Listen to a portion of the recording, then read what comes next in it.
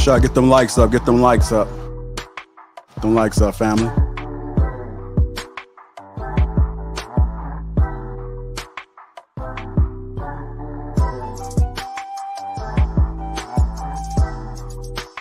Shout out to the sponsor tonight, Teach Hanley. Shout out to Teach Hanley. Make sure you guys click that link at the top of the description.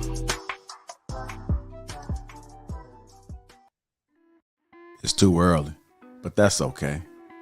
My gym workout was phenomenal. Before I went home, I decided to stop over at my mother's house. I haven't seen my mother in 2 months. I know she's going to be very surprised to see me. I can't wait. What the? I couldn't believe what I was seeing. The first thing I noticed was this person's skin. What is going on? Uncomplicated, untreated skin? Who is this guy? I had to take a step back, but then I realized it was my brother. But look at his skin. Have you guys ever seen anything like that? I had to take a closer look and figure out what was going on. Best believe I crept up on him. Peep this. I'm still looking at his skin, trying to figure out, how did we get here? I could do nothing but shake my head. He could definitely use my help. I had to get to the bottom of this. He definitely needed some game about his skin. I'm just staring at it, like looking at it. Come on, bro. I knew what to do. I had to reach in my bag and get that Teach Hanley. Uncomplicated skincare for men. Bro, this is why I'm excited to have Teach Hanley as a sponsor of today's video. They have helped me start and maintain my skincare routine by making the entire process uncomplicated. Honestly, it's the best skincare system for guys like you and me. I recommend you start with their level 1 system, which comes with all the basics. A daily face wash to get rid of the dirt and the grime on your skin, a 2 times per week exfoliating scrub to get rid of the dead skin cells, an AM moisturizer with SPF 20 because you should always be protecting your skin from the sun, and a PM moisturizer to help your skin stay hydrated and healthy throughout the night. My brother was so excited.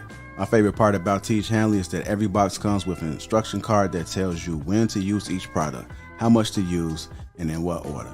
They really make the process of achieving and maintaining amazing skin easy. Shout out to Teach Hanley. And because Teach Hanley is sponsoring today's video, they're offering my viewers a great deal. Just click the first link in the description, and not only will you get Teach Hanley for the best possible price, but they'll also give you a free gift with your first box. Click that link and get started today for just $30. Feel the Teach. Let the Teach force be with you. Showtime, baby. Let's go. Feel the Teach, y'all. Feel the Teach. Yeah. Let's get ready to rumble.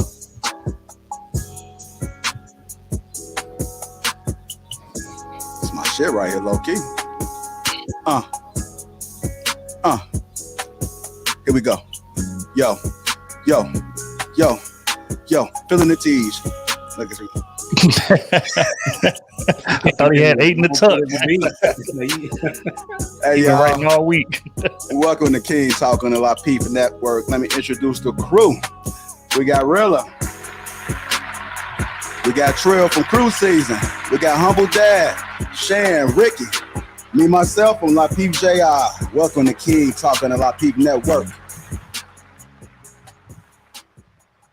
Y'all thought I had one in the chamber? Yeah. I thought you got some bars on that. You know what I'm saying? I did. I heard the cadence wasn't right. You know? Oh, man. Yeah, you know I was a little bit off, man. I was feeling it for a second, and I thought about, I better say that for Houston. That's right, Houston, man. First live shows in Houston, April 23rd. Make sure you guys click that link at the top of the chat and get them tickets, man. Tickets are selling. I appreciate the people if they bought it already. We do got a hotel discount for you links, so go ahead and click that link, get your little discount. Come out and have fun. Trill, it's going to be hot, right? It's hot around that time? More than likely. Yeah. More than likely. As soon as this little winter situation we got going on, maybe about 2 more weeks, it's going to get back to normal. Yeah. Oh, wow. Okay. You heard it right there. So make sure you bring some T-shirts and skirts and whatever you want to bring. Anyhow, how you gentlemen doing? How y'all doing? Y'all good? Everything is everything. Decent, bro. Decent, man. Shannon waiting on my shirts, man. I was checking the tracking and like it's almost you too, Trill. See, what happened was checking people. What happened was Wait. You shopped at one of my brands? yeah. Oh, for sure. I bought like 5 shirts. Oh, which one? What brand? Bars Raw? The one I rock on YouTube? Yeah. Oh, okay, that's I don't because everything routes to my team. Everything goes to my because I go to my studio downtown and they just every morning they do all the orders. So I don't know who comes in. I don't really monitor that no more. But for sure, but you know what? There's no holds today. They sent me a message. They said there's no holds today. Oh no, like it's almost here. It's out of your hands now. You know. Oh, okay. Yeah, finally shipped. So don't have me calling people like yo. No. So now it's just UP. Was it USPS? Oh, okay. Yeah, that's the holdout right there. Hey, wait. Y'all ain't see that low key flex Shan just did? Mm-hmm. I ain't see that. Which one of my brands? Which brand was it? I peek. Oh, that was Bars Raw? Oh, okay. Wasn't one of the other 4. Yeah, Chicago. You can't stop the sun for shining, baby. Let them shine. That's all right. Not at all. You know, hey, I didn't handle that. My team handles that, man. I got a team now, you know. Bruh. That's one of the things I teach when on the entrepreneur side to people that ask me about entrepreneurship. The mistake I made, I started my company in 1999, right? So I've been in business for 23 years. But for the first, I say 13 years, just me, don't want to hand nothing off. Don't want to micromanage other people if they did get involved, and wanted to make sure if you didn't do it my way, then you can't do it right. And then just had this epiphany one time around 2014, 2015.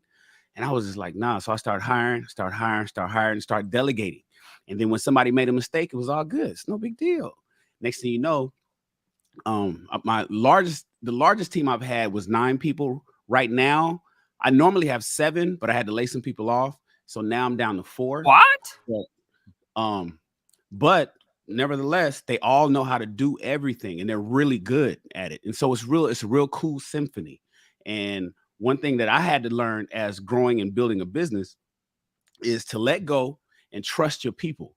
And once I did that, man, they like what I'm saying. I didn't even know, and I was about to get upset because their order comes in, they're on it. It's a process. We have an inventory manager, we have a production manager, we have a shipping manager, and they just all talk to each other and they just pass it on, and shit is packaged and shipped and everything. So that's one thing I had to learn, man. But I didn't know that before. Before I used to just do it myself, be running to the post office myself, be just designing the clothes myself, and then go and make the sample myself, and then cut and sew it or press the shirt or whatever, or make the joggers or do the leggings myself, and then did all the customer service myself, and then did all the social media myself. Bro, that's you got leggings too? Yeah, I remember I got 7 brands. Oh, yeah, we sell leggings. I got a lingerie line. So I had to cut all of that. And then once I start passing it on and start sitting back and watching people, and then when you it feels good to pay people, and you're taking care of families and people, when they get their payroll on that feels good. And I didn't realize that before. I wanted to keep all the money myself. And then here's the thing. I start making more money when I start paying more money out. That's the part that I didn't know. Nobody told me that. Nobody told me you can keep all this money yourself and you good. Well, when I hired people out, I ended up tripling my bread. And it's like, well, wait a minute. So now I'm working a fraction. I want to say half. It's because it's less than half. I'm working a fraction of the tasks, and by delegating other people, sending out thousands of dollars on a weekly basis, and I'm making more money. Why did nobody tell me that back in '99? But I had to go through 13 years of struggling to figure that shit out. So now it's cool. Well, there you go. Shan with the flex. Hit on one time. Hit on one time. I was messing with you. You can check his IG for that. He probably he's been doing that insanity for the last 3-4 weeks, Shan? Yeah, but Friday I hurt myself. I got right now I have a kidney stone. As we speak, I got a kidney stone. That sucker hit me when we was doing the stretch Friday morning, and I couldn't even walk, man. I couldn't even walk. I thought it was something else. I thought it was I thought it was my intestines. I thought I had to maybe do a number 2 or something. I didn't know. And then it didn't go away Saturday, didn't go away Sunday. I was like, oh man. So then found out it was a kidney stone. So I got a kidney stone. I'm waiting to pass, man. That's why I'm drinking three of these a day now, right? My ex-wife's mom, my ex-wife is Haitian. So her mom told me, grandma, Nana said she's going to hook me up with this Haitian specialty with all the root, this, that, and the other, this tea I got to go pick up tonight. And she said that right there, because you know the solution generally for kidney stones is you just got to drink. You got to wear that because it's a calcium buildup, and it turns into a rock, and it comes inside, you know, and then it blocks in your kidney, and you got to just wear that rock down. So I got to wear it. I'm trying to drink and wear that rock down. I'm pissing all day long. And then they say, you know, when it does pass your kidney and it gets to your penis, for men it's worse. Kidney stones are for men because that rock got to go through your penis. Yep. And it's like, oh shit. So we'll see. But I'm trying to work it out, man. I'm working it out. So we've been doing the workout Chicago, but I've been kind of on injured reserve. Gotcha. All right, man. Well, get well, Shan. Sorry to hear that. Humble Dad, I see you got some merch over there too, man. Go ahead and you know, pull it up so the people can see it one time. What you got? No, that wasn't the purpose, but okay. Yeah. Okay. Yeah. Oh, okay. Humble Dad is a brand? Yeah. What is Humble? If you don't mind, JR, what is Humble Dad? Tell it. What is okay? You know what I'm thinking? That's just your nickname. Like, you know, I'm Humble Dad. Okay, so tell us what is Humble? I'm curious. What is Humble Dad? Well, before I had a brand, Humble Dad was me interviewing dads on my podcast, and I would talk to them about what it is to be a good dad. Dudes that I knew, and I didn't know I knew a lot of them, and so I would just talk to them about what is it that they're doing in their household that could actually help me, because I wasn't raised by my father, right? But I also seen the impact that fathers had, and so that started a year and a half ago or something like that, and I've interviewed probably like 78 dads, you know, since then, and then people start asking about it. And I used to do t-shirts back in 2000 when I was a sophomore in college. I had started a clothing brand, but I didn't have no direction. I was just all over the place, and I quit that. You know what I'm saying? So when you talk about branding and shirts, like I already know what you're talking about. So. And then people start asking, like, man, why don't you put that on something? Then I was like, well, you know, I got to have a logo, yada yada yada. And my wife was like, yeah, that's dope. And so, you know, it's been a brand for, I don't know, about 6 months maybe. Well, there you go. There you have it, man. Humble Dad is a brand, so make sure you guys support. You got a website yet? That's what's up. Yeah, I'm working on it, but it's a soft website right now. It's called humbledad.life. There you go. HumbleDad.life, man. Make sure you guys support Shan and Humble Dad. And crew season, he got some merch too, man. So make sure y'all go to his IG, click that link, man. Get some of that merch. Ricky, I don't know if you got anything. Huh? No, I ain't got no. Okay. I ain't got nothing that works like that. There you go, man. Let's get this show started, man. We definitely appreciate you guys tuning in to King Talk on the Lapeef Network. Make sure you guys click that like button for me one time. Take a moment right now. Click that like button. Also, subscribe to the channel while you at it. Subscribe to the channel. If you want to become a member, I see the Green Gang. I see y'all, Just Jay, Larry Walker, Savage, Calm Entertainment, and a host of others.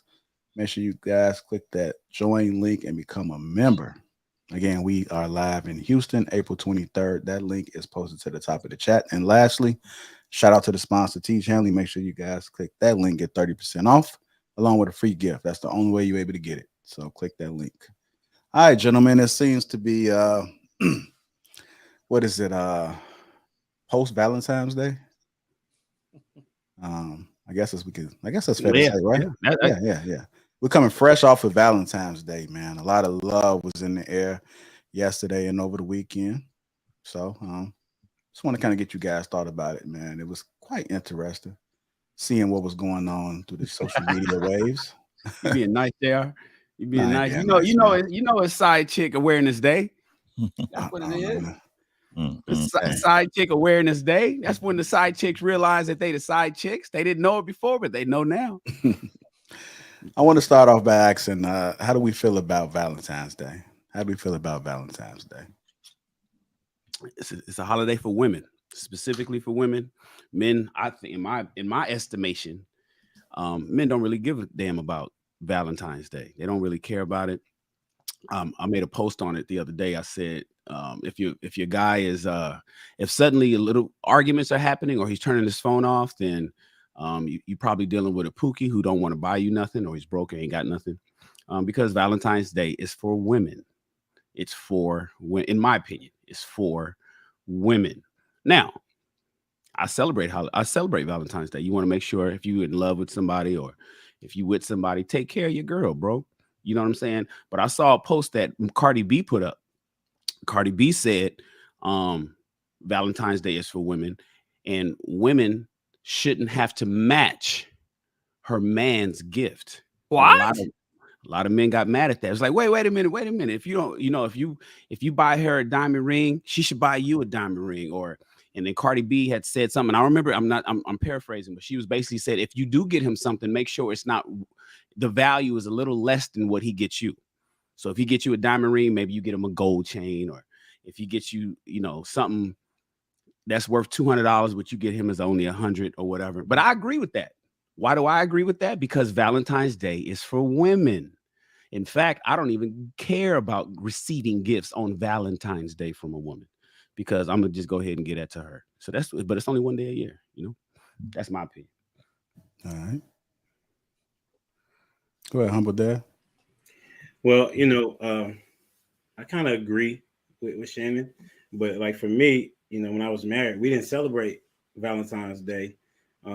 So it was never a big deal. Like our anniversary was like right around the corner. So it was like, okay, we're not gonna spend all this money on that particular day and then come back and have to spend additional monies. But I think it's a very interesting day. For me, from a business perspective, I think it's a day where they're trying to make money. You know what I'm saying? You coming out from Christmas, and people not coming into the stores really in January much, and you know what I'm saying, and then they got to figure out a way to get people back into the stores. But as far as a day, you know what I'm saying, I'm not for or against it, And so if my lady wanna in the future, you know what I'm saying, want to do something on Valentine's Day, then it's not gonna be no big deal. Like Shannon said, it's just one day. You know what I'm saying? But you should be doing Valentine's stuff day throughout the course of the year if that's your chick. Got you. How you feel about Arilla? Yeah, so I ain't do nothing yesterday, man. I ain't do nothing. Hey, listen, this is how I feel. It's funny because I went to work today and my team was like, yeah, what'd you get your girl? Nothing. It's like, why? What? And I said, because Valentine's Day is every day in this house, fam. I don't need no marketing campaign to tell me when to celebrate my boo thing or how to honor her or how to love her. She get flowers, sporadically. You know what I'm saying? She get, gifts and all that other stuff sporadically. So I don't need February 14th to roll around and, some really dope marketing campaigns to trick me out, trick me out my dough. You know what I'm saying? Just for the sake of some little baby cherub with some wings shooting arrows at folk, man. Nah, we good over here, man. We celebrate each other all year long. Okay, that's cool. Real quick, Rilla, do you celebrate Christmas too, or just Valentine's is when? Man, so here's the thing. I really kind of don't. It is a thing for her. I don't think we did anything. We intentionally didn't do anything this past Christmas. Not even for the kids? Nah, because what I am looking into, what I am doing a little bit more research on is Kwanzaa.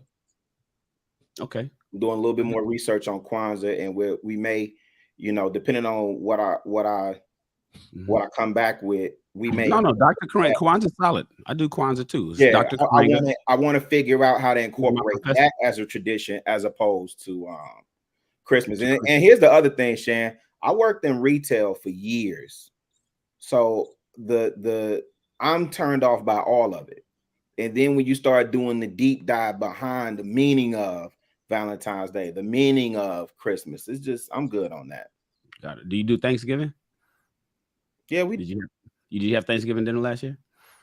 Not a traditional one, but I'm off. So yeah, we do Thanksgiving.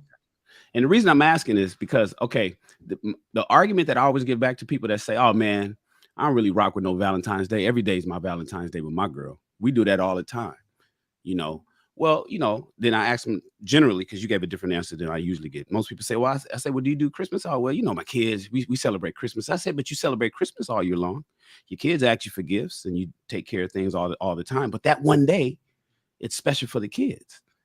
And then I go to Thanksgiving. Do you do Thanksgiving? Yeah. Well, my grandma, she cooks and stuff, but you eat all day. You eat all year long.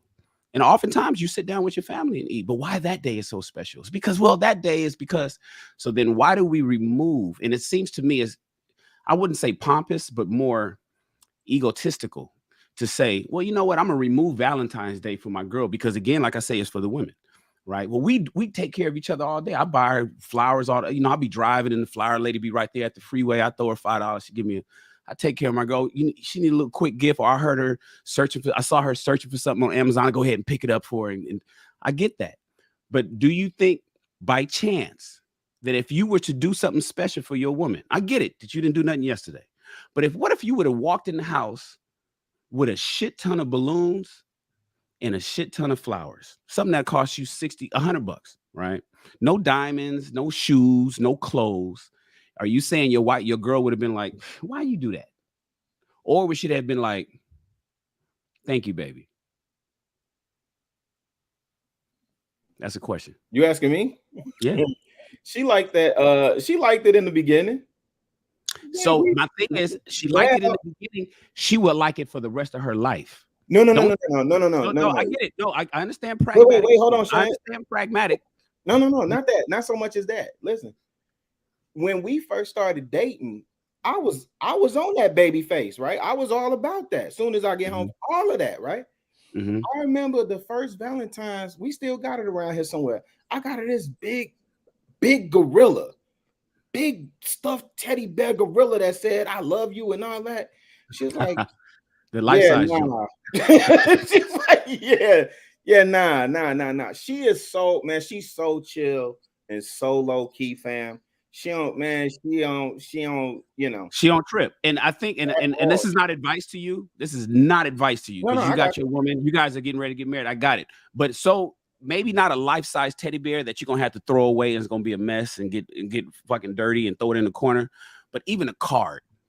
Oh, even the card. So a lot of times for Valentine's Day, and this is for anybody that's listening to me really, because I'm not speaking to Rilla, because Rilla got his relationship on lock. I lost mine. So I'll be coming to Rilla for advice, if anything. But I do know when it comes to Valentine's Day, sometimes it's just the thought that counts, as they say. And so it doesn't have to be something super special. But when we say, oh, man, I don't really do Valentine's Day, man, me and my girl, we solid. We do it all year long. It's so, okay, continue to do that. But just highlight that one time. Maybe, just maybe, it'll make her feel a little bit more special. That's just how I think. And it ain't this is for your woman I'm talking about, right? This is for your girl. Nobody, I don't know what the chat's saying. If they calling me a simp, that's fine. I'm just saying that sometimes when we know that we got a holiday for the woman that's special in our lives, when we adopt the idea of I do Valentine's Day all year long, well, do we really? And if we don't, or if we think we do, then why don't we just elevate it on that one time? Because maybe it'll make her feel a little bit better. That's all I'm thinking. All right. I got you. All right, it's okay to breathe now, Rilla. I'm okay. Okay. Make sure you have the hot seat. I still ain't getting shit.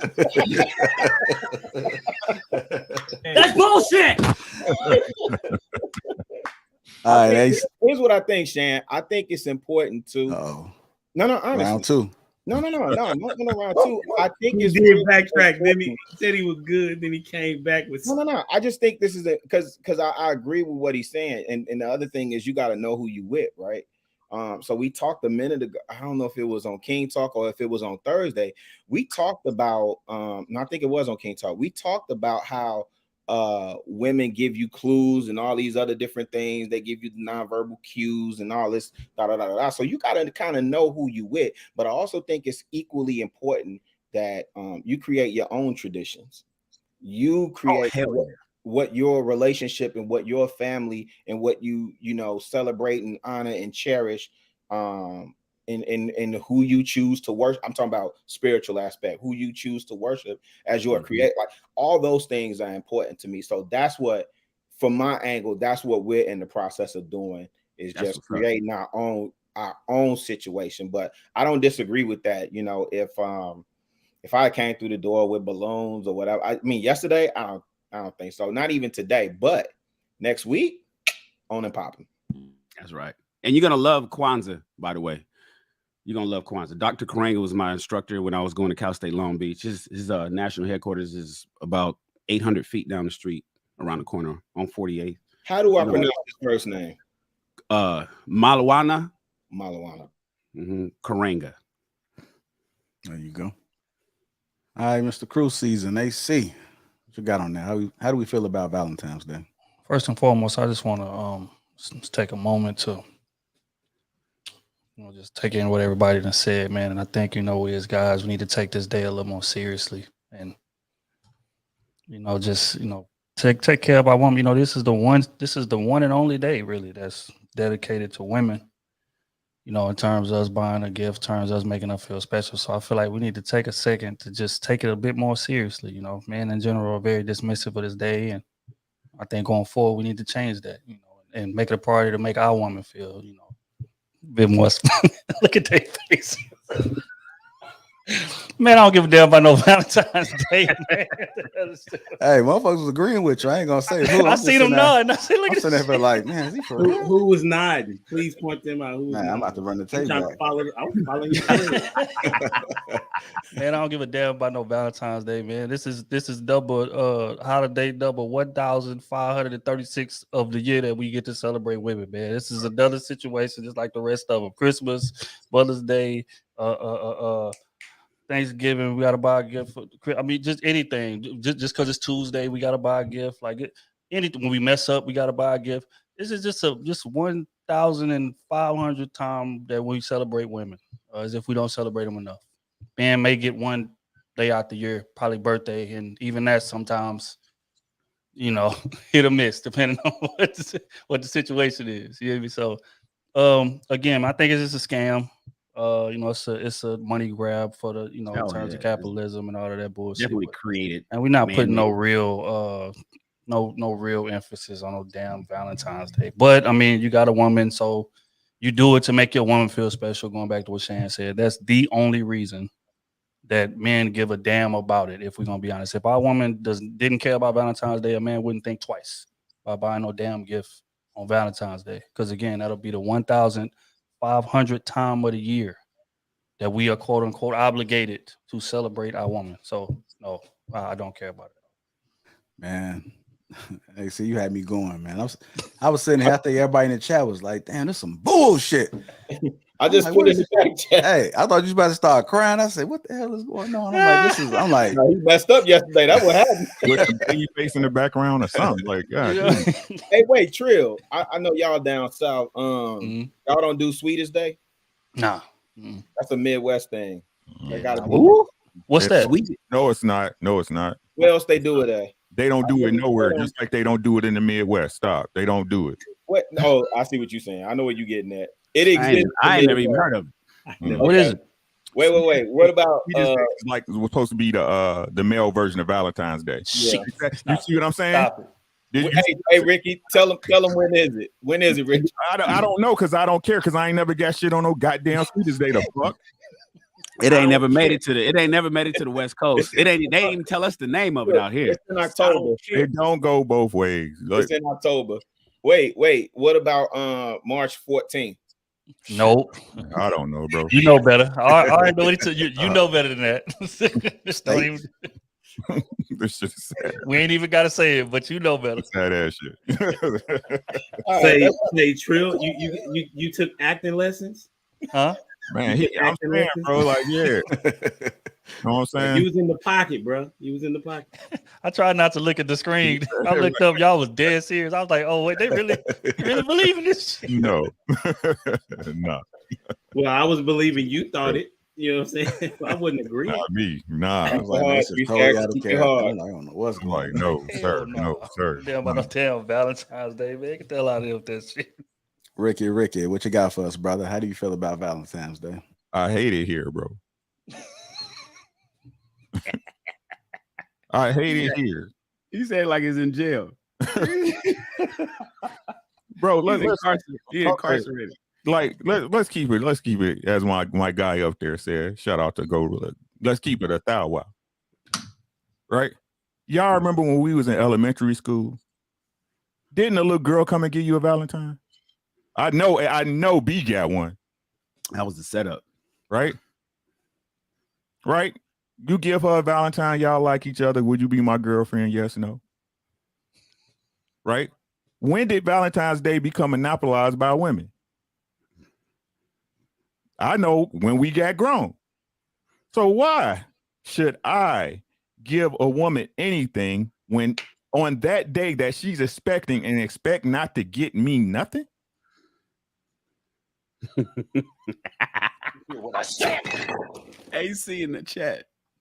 For what? For why? That don't even make sense. I don't celebrate Christmas. It's stupid. Why pick one day out of all of the days in the year? Oh, I love you today. No, this mortgage show you I love you. These lights, you see how these lights work? I love you, baby. Boom. Mwah. Mwah. I love you so much.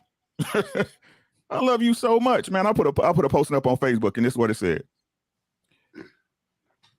Most men don't receive any flowers to the day of their funeral.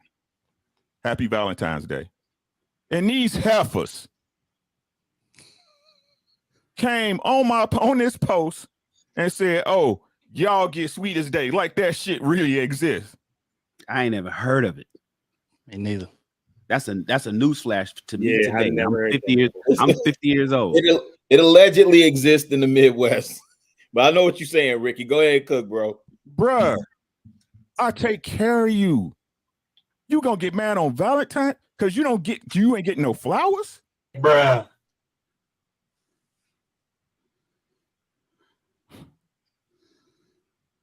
What? On my birthday, it's crazy, man. I'm sure y'all can cope with this. You know how your girl never really gets you what you want, bro? Socks. Nah, you will ask for something that's a facsimile thereof and shit. You know what I'm saying? Instead of the Sony radio, you got a Kobe. You know what I'm saying? The Kobe. You're like, what did you do? This is not what I asked you for. Right?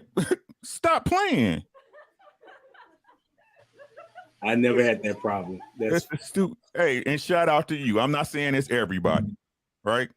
I'm talking about there's exceptions to every rule, my guy, but we all know what I'm talking about. We all been through it. What I'm saying is, bro, it's a waste of money. Christmas is a waste of money. You know what I'm working for? I ain't working towards Kwanzaa. I'm working towards that zero balance on that credit card. That's what I'm working for. That's what I'm working towards. You feel what I'm saying? I take care of you all year. What else you want? What else do you want from me? There you go. That's real rap. That's real rap right there. Okay. Bars. What more do you want? He didn't with Tyrese on us. Yeah. That's all I got, bro. I'm just saying, bro. God dang. Yeah. Man, gentlemen, I agree with you guys, man. I think it's one of those unofficial holidays, so to speak. It's man-made, created. Pretty sure it's agenda behind it and so much hype behind it. They got so many other days. It's National Boyfriend Day, National this, siblings, and all this stuff. I can't keep up with that stuff, but a lot of people tend to buy into it. That's a part of that whole social media thing. Soon as them days come up, why you didn't do this, why you didn't do that? Had no idea. Don't know what you're even talking about. Especially men, like it's a lot of men that I know that's just grinding, it's just working. They have no time to celebrate, man. They celebrate like some real wins, you know, out the country, vacations, milestones. Those are things that I see a lot of people are celebrating, or not celebrating enough of. But there's so much focus around Valentine's Day. But yeah, I just want to dive into it a little bit, man. See what you guys thought about it. What you doing, Rilla? You awesome. Journaling. Oh, okay. Man, you changed up on us, man. I don't know what's going on. Start calling you the preacher's son. If you guys just tuning in, welcome to King Talk, man. We appreciate y'all. Make sure y'all take a moment right now to hit that like button, man. Hit that like button. Let's go ahead and make some noise with that like button. Appreciate the super chat. I seen one super chat that came through. Appreciate you for giving that super chat. Make sure you subscribe to the channel. Take a moment to share this video as well, because we're about to start cooking. I got another question before we get to the meat of the conversation, which is if a woman suggests you take her out, who should front the bill? If a woman suggests you take her out, who should front the bill? Her. I don't see how this is gonna be a long conversation. That's the answer. Her. Yes, yeah. You should. Okay, so I'm with that. You said her? Absolutely. I mean, if she's asking me to go on a date, and I don't understand why she wouldn't be able to fit the bill for it. I mean, as well as plan the date. I mean, she want to be with me. That's how I see it. All right, so go ahead. I'm sorry, Ricky. Go ahead. No, I'm just gonna say, man. I mean, the question really should be who would. I mean, we know who should, but that's not realistic here. And in reality, like ego, like my ego wouldn't allow me to let her pay for it. If we just gonna be honest, because it's just like for one, like let's just keep it. It don't matter who asks who out. If you go out on that date, and especially if it's like a small date or something like that, right? Y'all go for coffee or some light lunch, something like that, and you don't pay for that meal, she judging you, fam. Like, and not only is she gonna judge you, she putting your name in the group chat. So even if you ain't really like her for real, you getting X'd out when it comes to all of her fine friends. If we just gonna keep it real here. But I mean, just me alone, who should pay for it, the person who asked should, but my ego wouldn't allow me to let her pay for it if I'm gonna just keep it all the way real. Why would your ego not allow you to? I don't know. I just feel, especially like as like the first outing, our first interaction, you know what I'm saying? So it's like she asked me out to, it ain't even gotta be like nothing romantic. It could be like just a cool link up or whatever. It's like, hey man, just come out here, let's talk about, you know, whatever podcast, and I got a business idea for you, whatever the case may be. It's just natural ego, because as a man, I'm just so used to paying for everything, or so used to paying for most things. It's damn near muscle memory. It ain't even ego. It's muscle memory. When the check at the table, you just it's just you don't even think you could be in mid conversation, yeah, girl, because when you know what I'm saying, you just so used to doing it. So it's like it would be hard for me to just, all right, I know she asked me, so I'm gonna just sit back and I'm gonna just wait. I'm gonna look at the waiter, and you know, of course, when the waiter walk over with the check, he gonna head your way with it, right? He gonna leave. So you say, no. Doing that now, though, Trill. They start putting it in the middle of you. Oh, like I have seen them put it in the middle. They start putting it in the middle now. Mm-hmm. I have seen them do it. Yeah, I ain't never seen that one. And me and my old lady been out probably about 5 times in the past 2 weeks. They always walk right over there. Sometimes I just be like, So it's like as a man, like in that situation, way to walk out with the check, put it in front of you, or not even put it down, because some of them are like hand it to you. So you be like, nah. It's just like I can't. It's just my ego just not gonna allow that, bro. Especially if it's a chick. Like I say, this is our first outing, you know. And as a man, you want to make a good first impression. So it's just, I mean, but I definitely would appreciate the offer. But I'd be like, nah, baby, I got it. What if it's your fourth outing though? Because the question said if a woman suggests you. Wait. If a woman suggests you take her out, that's different. Mm-hmm. Oh, that's different, JR. I see what you did there. If a woman suggests you take her out, who should front the bill? That's a different question. Yeah. How does that change the response for you? Yeah, because she's asking you to take her out, meaning she's expecting you to pay for it. She's expecting you to pay for it. Yes, it's not if a woman asks you out. See, that's my response. If a woman asks you out, then that doesn't change my response, humble dad. But if a woman suggests you take her out, she's expecting you to pay. Yeah, that's fair. I think I read the question incorrectly. Yeah. So who should front the bill? The expectation is going to be for the man to front the bill. And I'll be transparent and honest. Like, you know, when me and my girl, we got a couple of months, like I got it under control now, but yo, it was times where she would fight me to like pay it, like not fight me, but just like, you know, what? Like, I'm paying this time. I got it. And I'm like, nah, we good. Nah, I got it. Nah, we good. So now she do little slick stuff every now and again. She'll like cash at me something. If it's something in particular she wants, I'm like, nah, I got it. And she's nah. So answer for this question though is still the same. So I say that only reason why I brought that up is because my ego ain't that big. Trill. You gonna give it up. You yeah, my ego ain't that big. Yeah, you gonna But Ado, question. And I don't mean to go off topic, but since he done read the question that way, that kind of changes my view on it. If a chick recommends that you take her out, would you not lose respect for her? Because I would. It depends on the scenario. Like, who is this chick? You know what I'm saying? Like, how bad is she? How bad is she? I think she's asking like, so when you gonna take me out? Yeah, something like right, that. So it's like, why you gotta press me for it though? It's like, really? Like, Here come that light skinnedness. Here come that light skinnedness. Why you gotta press me for it? Like, again, like if I hadn't took you out in public, right? You know what I'm saying? Like that should be a sign. Like that should be some writing on the wall here. But I'm gonna ask you, right? So right. So if you pushing me to ask you out, it's like, whoa, wait a minute. Oh, you're a little desperate. Oh, no. I mean, so she's desperate, Trill. That Wendy's bill ain't gonna be that much expensive in that case anyway. So you might as well go ahead and pick that ticket up. You know what I'm saying? You gonna hit her with the 4 for 4? Yeah, man. Nuggets. If that. You know what I'm saying? Listen, right. you still get full. It's good. What'd you say, Mr. Ross? No, I'm just saying I take it as if a woman is like, when you gonna take, it's like, damn, you like me. I get that. I get that question. And it's just like, okay,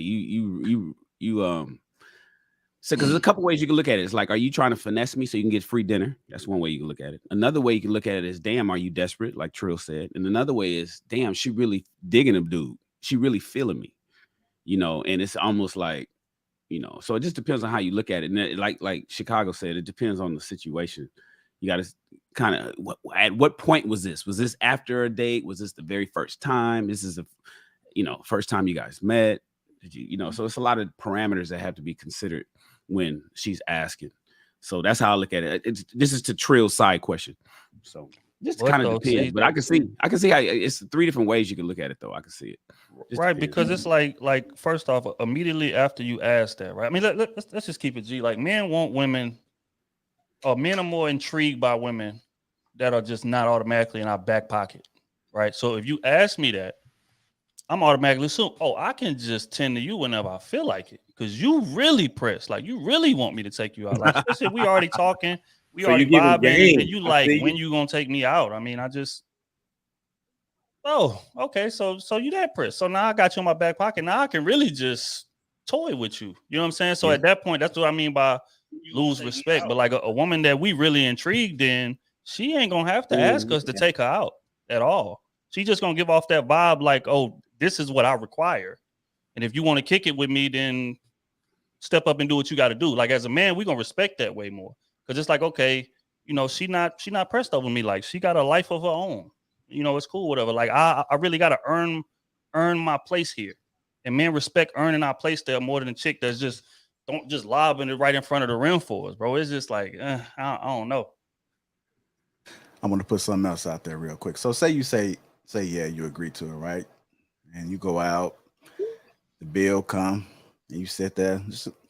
You already know you're gonna pay, but you want to see what she gonna do.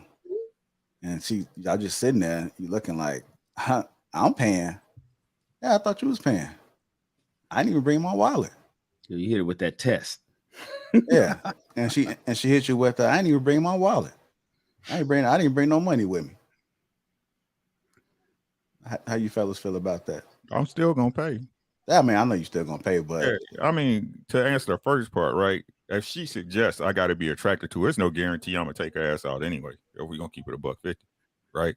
But if I did, I'm gonna pay because I love seeing that's the fucking side of the menu, don't you? Right? I'm gonna accrue them pussy points, bro. Y'all know what I'm talking about, right? I ain't gonna never let no woman have no leverage. I paid for dinner. No, you didn't. No, you didn't. Right? I'm gonna get them P points. Right? And even if you don't slap me now, when you go tell your girlfriend, girl, he paid for dinner, all that, I'm gonna get at your partner. Ooh, savage. Right? I'm gonna get them points. Like I said, you do it. You know why you do it, bro. So when you find the right one, you got it done. you got it. You got your name up. Y'all know what it is, right? So sometimes you got to take L's to get W sometimes, and if that's how it end up, I take a L, right? But hey, I'm looking at the long game. You know what I'm saying? But first, she gonna get vetted.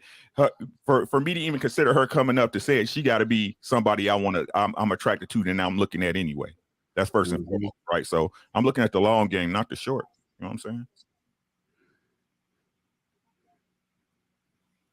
All right. That's interesting, man. Hearing you guys discuss this, because it happens all the time, man. I mean, women do suggest guys to do things, and I guess it depends on who the woman is, right? If all depends on how long y'all been dating, if y'all have been dating. If you just only talked to her on the phone a couple of times, went out one time, I guess you got to play it by case, right? Yeah, 20 years ago, I used to make that argument. I remember being in college, like, because the argument, I mean, this is a multi-decade old question. Like, who pays for the first date? And I used to say, well, if the women suggested, if you talk about, you see, because what I used to say was, women, like the way you wrote the question, when you gonna take me out? Don't be slick. Ask me out. I remember 20 years ago in college saying that. Don't be slick with your words. Don't ask me when I'm gonna take you out. So you could, because you believe in the philosophy of who asks is who pays. Who asks is who pays. So you be waiting around for me to take you out or to ask you to go out. But then if I don't reach that fast enough, you're gonna ask me when am I gonna take you out? No. Ask me properly, right? So that was the argument I used to make a long time ago. Here's the thing though, man. My ex-wife, our very first date, we went to shoot pool. Right, we went to go shoot pool at a bar in Culver City, right around the corner from Sony Picture Studios, and she fought me like the first. It was all in jest. After we shot pool, we had like some fucking happy hour, fucking chicken tenders type shit, and the waiter was like, what do you want me to do with the check? He was like, well, I'm not sure what to do. And I had pulled my credit because she had pulled her credit card out, and we turned it all fun. And she actually ended up getting to pay for the check. It had to be $30 or some shit like that. But I married her. See, the thing is, I married her, and so eventually to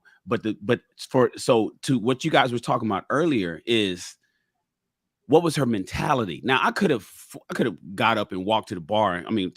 But the point is, it let me know, okay, are you financially, where you at financially? If I was to entrust my life with you, if I was to marry you, bring you in, am I gonna be good to have my bread around you? Are you gonna be safe with the money? Are you gonna be pragmatic? Are you gonna run off and spend money? Because one of my issues with my first marriage was a money issue too. So that was really good for me. But you guys got to understand something. I don't preach the 50-50 thing. I don't preach the 50-50 thing. Me and Trill is lockstep with this one. You need her. And Ricky, okay. So I think explain what you mean by the 50-50. So I can know if I'm on the track. Well, here's the thing. So we all talk about modern women's mentality. Modern women got to there's modern men too. A lot of people don't realize that there's a modern man mentality. And one of the modern men mentality is twofold. What do you bring to the table? See, that was a question that was originally asked of women to men. Somehow in modern men, they flipped the question, and men is asking women, what do you bring to the table? And I think it's a really silly question to ask a woman. They're like, what do you mean? What do you want her to bring to the table? A 401k? What would you like her to bring to the table? Her degrees and all her, and her job? Would you like her to bring her car and her house and her condo? But then you want to be the boss. So that's where you got men who can be chameleons too, where they saying, yeah, I want to be the boss. This is my domain. I'm the man of the house. I'm this. I need you to cook. I need you to clean. But baby, can you, go to work? Can you pay this light bill? Yeah. Can you put something on the insurance this month? Bro. And so my thing is, if you want to be all of that, you gotta pay the cost to be the boss. That cliche is a real cliche. So I'm not on the 50-50 thing. Is the guy that says to a woman, what do you bring to the table? I tell people to replace that question with, what value do you bring me? Bro. Remove, what do you bring to the table? That's a phenomenal question, bro. But I'd like to know, what value do you bring me in my life? And that's a better question for men who are willing to take care of stuff, and that's what Trill was saying. I can't even imagine paying no bill. So like for me, Trill is married, but I'm single. I don't even date women who aren't fit, feminine, friendly, faithful, and fun. Some of it is discovery. Some of it is discovery. But like my man Ricky said, we're not even going out if I ain't even digging you like that. And so even if she say, when you gonna take me out? When I go out, I got it. If I ask her out, when we go out, I got it. When we do everything, I got it all the way through. Take it to marriage, take it to life, or however many years you want to take it. I'm gonna always have it. But I also gonna let you know this is Rawls Enterprises. This is my program. You're jumping on my program. Ain't no partners here. So it's a different. So with the good comes the bad. You know what I'm saying? And the women have power couples, bro. That's what I'm saying. Ain't no power couples, bro. I gotta say this, bro. And just to build on what Shannon said, bro. You have to foster an environment that a woman can be in her feminine.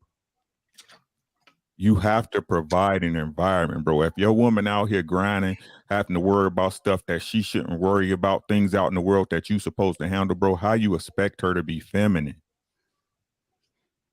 How you do that, bro?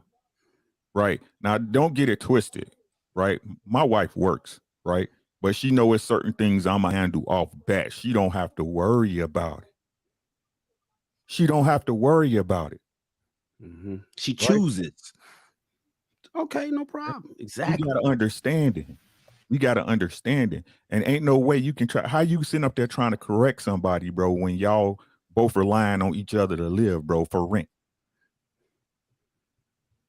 Nah, bro. Nah, that's what's wrong with a lot of relationships. You know what I'm saying? A lot of these dudes is hobosexuals. Right? Shout out to my girl Kwee. You know what I'm saying? Hobosexuals. The only reason they with a girl because they need a place to stay. Right? Nah, bro. Men don't do that. You move a woman into your house, not vice versa, bro. Facts.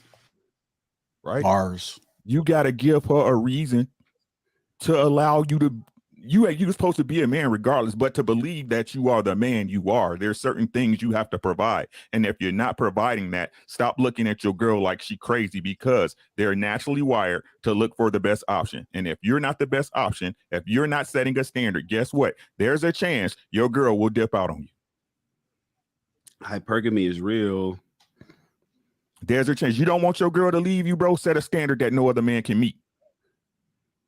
Set a standard that no other man can meet, bro. Y'all wonder why these meat boys that's walking around here with inches ain't got a dollar in their name and can piss it out of. Why they keep a girl? I'll tell you why.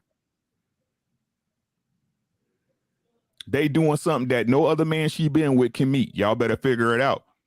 They told y'all in the Bible, bro. Look, with his staff and his rod, thy comfort thee.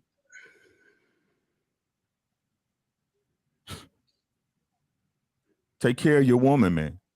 And y'all want to say it's tricking. It's not tricking, bro, because you ain't giving this to every girl. Is you vetting? Did you hear what I said? You got a roster of 10, and so every girl in your roster, every girl you see, every girl you meet on a day-to-day basis is worthy of this, right? And then you mad because the one you picked and you thought was the one ain't it, but you got 9 other in the back doing the same thing. You gonna get what you get, dog. Stop playing games. That's all I got. That's all you got? Yes, sir. That was a lot. You did it. Listen, it makes sense, bro. Like it's interesting that guys have these particular standards for women, right? But they have none for themselves. And for me, I put it like this. I said to somebody, I was like, a guy wants guys out here saying that they want a woman that is, a traditional woman, but then for them, they want them to be like submissive, right? But they're submissive to no one. Like who is your hierarchy? Like what is the standard that it is that you rocking with? Like who holds you accountable, right? Because yes, you're a leader, but also leaders need individuals that can hold them accountable as well. And so if you're saying you want this woman to be submissive to you, but you don't even know what that looks like, you just saying that she's supposed to do whatever you saying do, then that's not necessarily what that submissiveness part is talking about.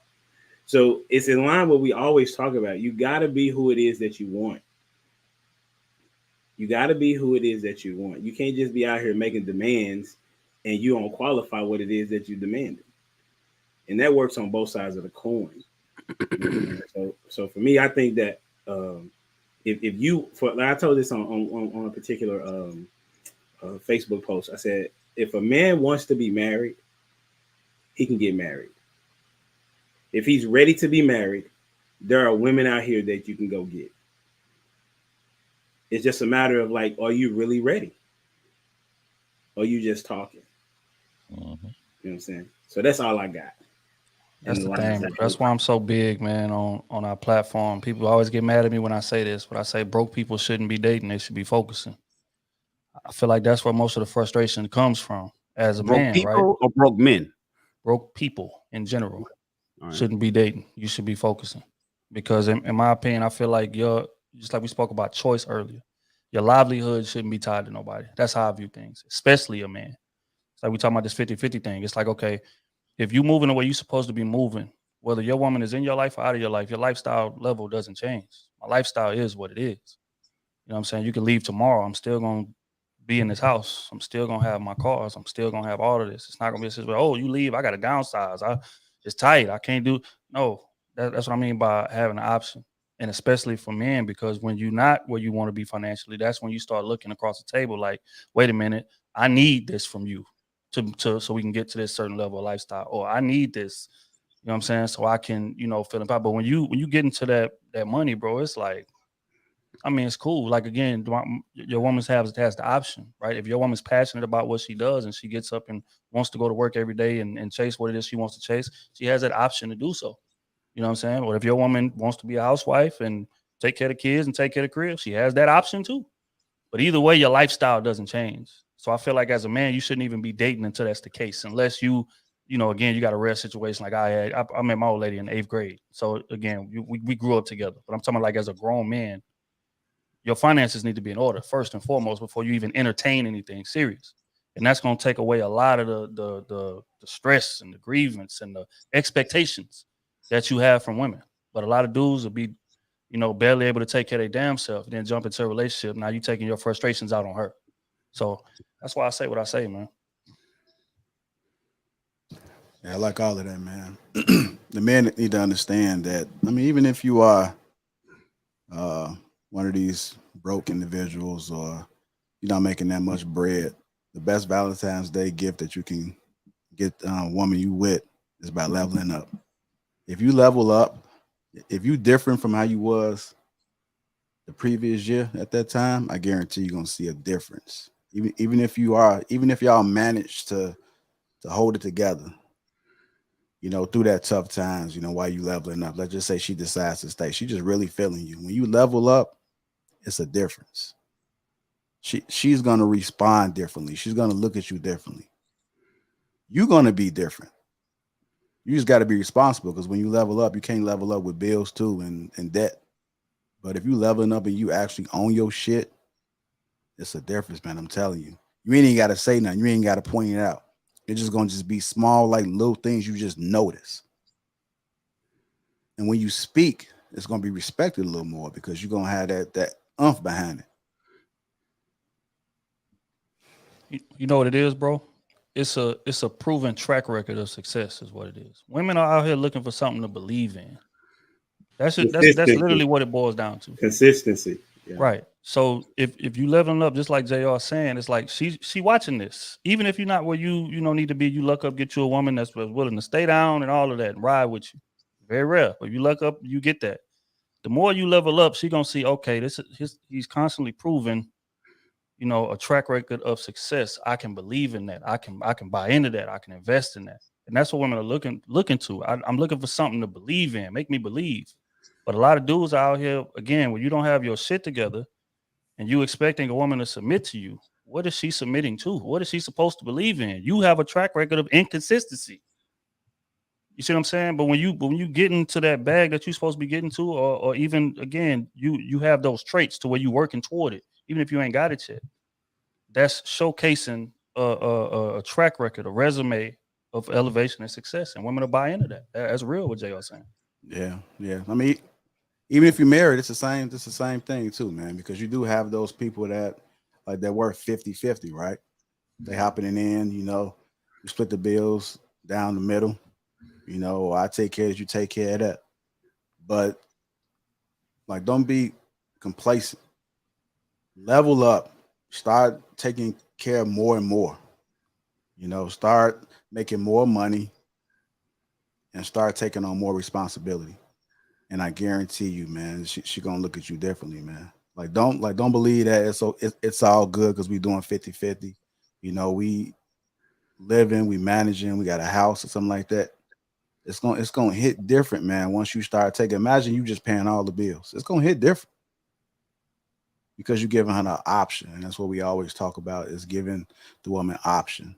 She can still work, but she has the option if she doesn't want to work. So you're not trying to control it because some women don't want to sit around and not do nothing.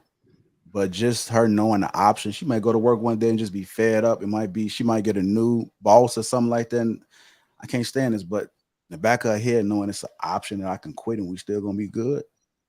Happened in my case, bro. That's what happened with COVID. My wife, she worked for a cable company for going on 15 years, right? And my wife, she a social butterfly. She loved being around people. She one of those, right? So once COVID hit and the vid hit, they made her work from home. And you know what I'm saying? Them days after you start working from home, after the first, especially on the phone taking calls like that, man, after the first week, you know what I'm saying? It's whatever, right? She's stressing out, going through it. I'm telling her, you know, hey, don't worry about it, you know what I'm saying?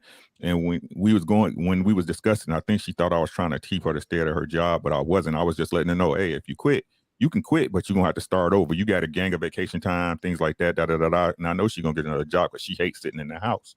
Y'all see what I'm saying? So it just came to the point. I came home one day, I was like, just quit.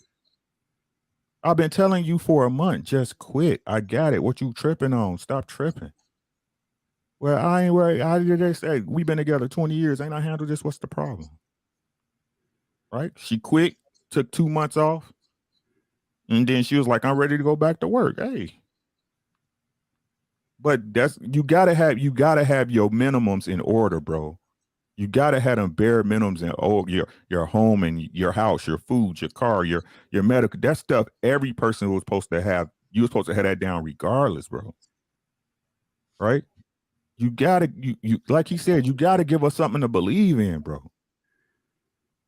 You gotta give your woman something to believe in. Otherwise, you just it's whatever at that point, bro. Anything could break it at that point. Yeah, I really don't understand why I do want to put that. That seems like a lot of pressure on yourself to be 50-50 because you're literally relying on her to make sure that things are getting done from a financial perspective. Like that doesn't like for me, like it wasn't like that for me. Like I was, you know what I'm saying? I took care of everything as it relates to finances. And like what Mr. Logic just put up, like that right there was a real statement.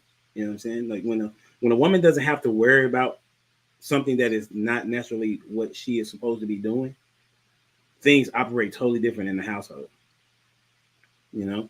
And so for a guy to say, hey, listen, I want to split this house with you or these bills with you, you are adding pressure to yourself that is not needed. And so like everybody else has said, you need to, and it's a quote of the day for me, you need to have your minimums in order, right? Like if you have everything that you need, like what she brings in should just be extra, like vacation, investing, you know, gifts, all those things. That is where you will see like and if she doesn't work, if she's not working, then you'll see what it looks like in your house. Like your house will operate in a different way. Right. You know? So, and your kids will value that, you'll value that. So the 50-50, you gotta understand where it came from, where it's born from. I don't have to, but you know what I'm saying? Well, no, you don't.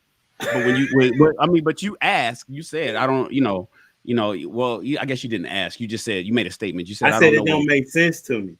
Right. So it was born out of single moms. The whole idea was born out of single moms. So listen, when people always talk about we ain't going back to the 1950s, you might want to, because back then, while you sitting around complaining about being in the kitchen and a vacuum was the gift, them women was happy. because they sat around and they played Biz Wiz and they shopped all day long after they cleaned and the house was cooked. It didn't take all day to clean a house, and it didn't take all day to cook. Them women was doing what they wanted to do, shopping on Fifth Avenue. They remove the fun part of the 50s and the 60s that those housewives did and think that they was just scrubbing the floor with toothbrushes. You know what I'm saying? It don't take, you know how long it takes to clean your house. And and if you did it every day, it wouldn't be much to do. You make it seem like man came home and just threw dirt all over the house and fucked everything up so you can start all over the next day. No, that wasn't the case. You make it seem like he wore 7 outfits in one day and he had this huge amount of laundry to do all. That ain't how it worked. But they removed the good part of that because they want to make that argument. That was the part of the feminist 4.0, 3.0, and 4.0 movement that was selling that. And people never even considered, well, wait a minute, what did they do with the rest of the day? Because it only took an hour to do that shit. They didn't cook all day and they didn't clean all day. So if he was gone for 8 hours a day, what'd they do for the other 7 hours? Chilled, watched TV, soap operas, smoked cigarettes and drank and had fun and relaxed and slept and took naps. That's what they did. They was happy. But now they done sold you guys to go to work and do all of that kind of stuff. And so now with no dad around and there's no father around watching, there's no father around for children to watch, to take care of and cover the entire family. They saw super moms. So now we got a lot of young men who was raised by their moms. They saw a super woman and mom worked and she was always gone. And I was a latchkey kid. And my mama would come home and she was tired all day, but she still managed to make us something to eat because we couldn't do it. And my mama was a super mom. I can't wait to find me a wife like that. I want a wife that's going to be able to work like my mom. I want a wife that's going to be able to come and take care of me like my mom did. I want a wife that's going to be able to do all that superwoman stuff that my mom did. And so now that young boy grows up, coming of age, becomes a young man, millennial, right? And he's looking for, he said, what you bring into the table? What you got? Because my mama did it. If my mama can do it, because I ain't had no dad around, then you can do it. But you're trying to set up a different situation than what your mama had. Your mama had to do it, right? But you saying that you're going to be the husband that's going to be, but you want this submission that you heard about because you didn't see it. You saw it on TV. You heard about it on YouTube, but you didn't see it day in and day out. All you saw was your mom. And so now you want this woman to come and do the amazing things that your mother did that your mother didn't want to do. She didn't want to be that woman that you saw. Trust me, And so now these kids, these young men is asking us, and that's part of our, at least mine, to try to show these young men, listen, like exactly what Trill said, get your money up. Don't concentrate so much on, I want you to make sure that you're in a position to become a good husband. You got to be a good husband. You got to be in the position that you can cover those kind of things so you can demand what you think you want.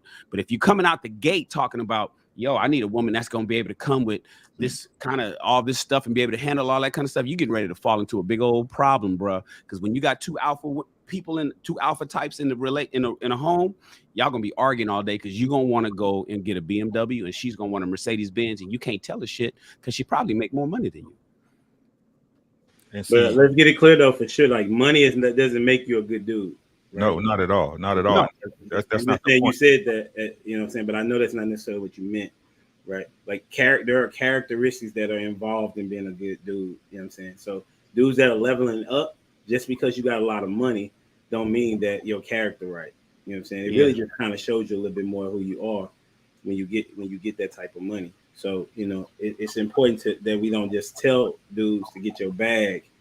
Well, for me, it starts with the money. Because this is a capitalistic society, and the reality is this is America. Fact. So it starts with the money. Okay. It starts with the money. But I'm saying your character can be intact before you get money. I got you, but your character and being broke ain't gonna get you far. So you can be a nice guy. Okay. Right. I mean, you know what I'm saying? I'm saying we was talking about, get your bag, and that's dope. But that doesn't make you a good guy. And there are dudes out here thinking that because they got the bag, then that means that they can be whatever to the woman. You know what I'm saying? Yeah, I definitely agree with that. But I will say this, is that if your money not right, typically as a man, you are terrible in a relationship. Mm-hmm. That's just real. Because it ain't even about the money. It's about your peace of mind. As a man, especially when you got a family, you got a wife, you got kids. If I can't feel comfortable that I can provide for them, all my other traits will start to be tainted because that's going to be on my shoulders so heavy. You know what I'm saying? Where it's like I'm not going to be as open to communicating with my wife. Matter of fact, I'm gonna probably shut down and go in a room and try to figure something out, distance myself, and not be as good of a dad as I possibly could, because I'm out here chasing plays that I maybe shouldn't be chasing, or being running the streets more trying to get it. But again, that's why I tell dudes, like, at least, and not saying just chase the bag blindly. I'm saying just get to a place to where you can pay everything comfortably. That's it. And then once you're there, then you'll be able to focus more on being that great guy and really focusing on what your woman's love languages is and how to communicate with her from an emotional standpoint. But if your money ain't right, shit. And good luck. And to whatever woman in that relationship. You don't even want to fuck. You can't even fuck right when your bank account empty. You be like, I want to do the other side of the coin on this one. Like, I'm trying to understand what women hear when we say submission. Right? What does that mean to y'all? Right? Right? It's not even that, bro. To me, right? It means I shouldn't have to fight about everything. Nothing, really. Right? This is what I'm saying, Shannon, Mr. Rawls. I'm saying you're going to have disagreements with your girl, bro. Right? You're going to have this, but why everything got to be a life and death situation, or this, you know what I'm saying, it's not that serious. But this is what I'm saying. If me as a man, right? If me as a man, and I'm showing you on a day-to-day, year-to-year basis, however long we together, right, that I'm competent to make these decisions for us. I'm not just making the decision for me. I'm making the decision for us. I'm taking the things off your shoulders that you should. First, I'm taking the things off your shoulders that I know you shouldn't be handling, and the things that you can't handle that we discuss and understand, I'll do that too. Am I not worthy to be listened to? Right. Is my guidance not good enough? Because if a man you chose, ladies, a man you chose is doing the things that you required of him, and you still fighting every day, what's wrong with you? Bro.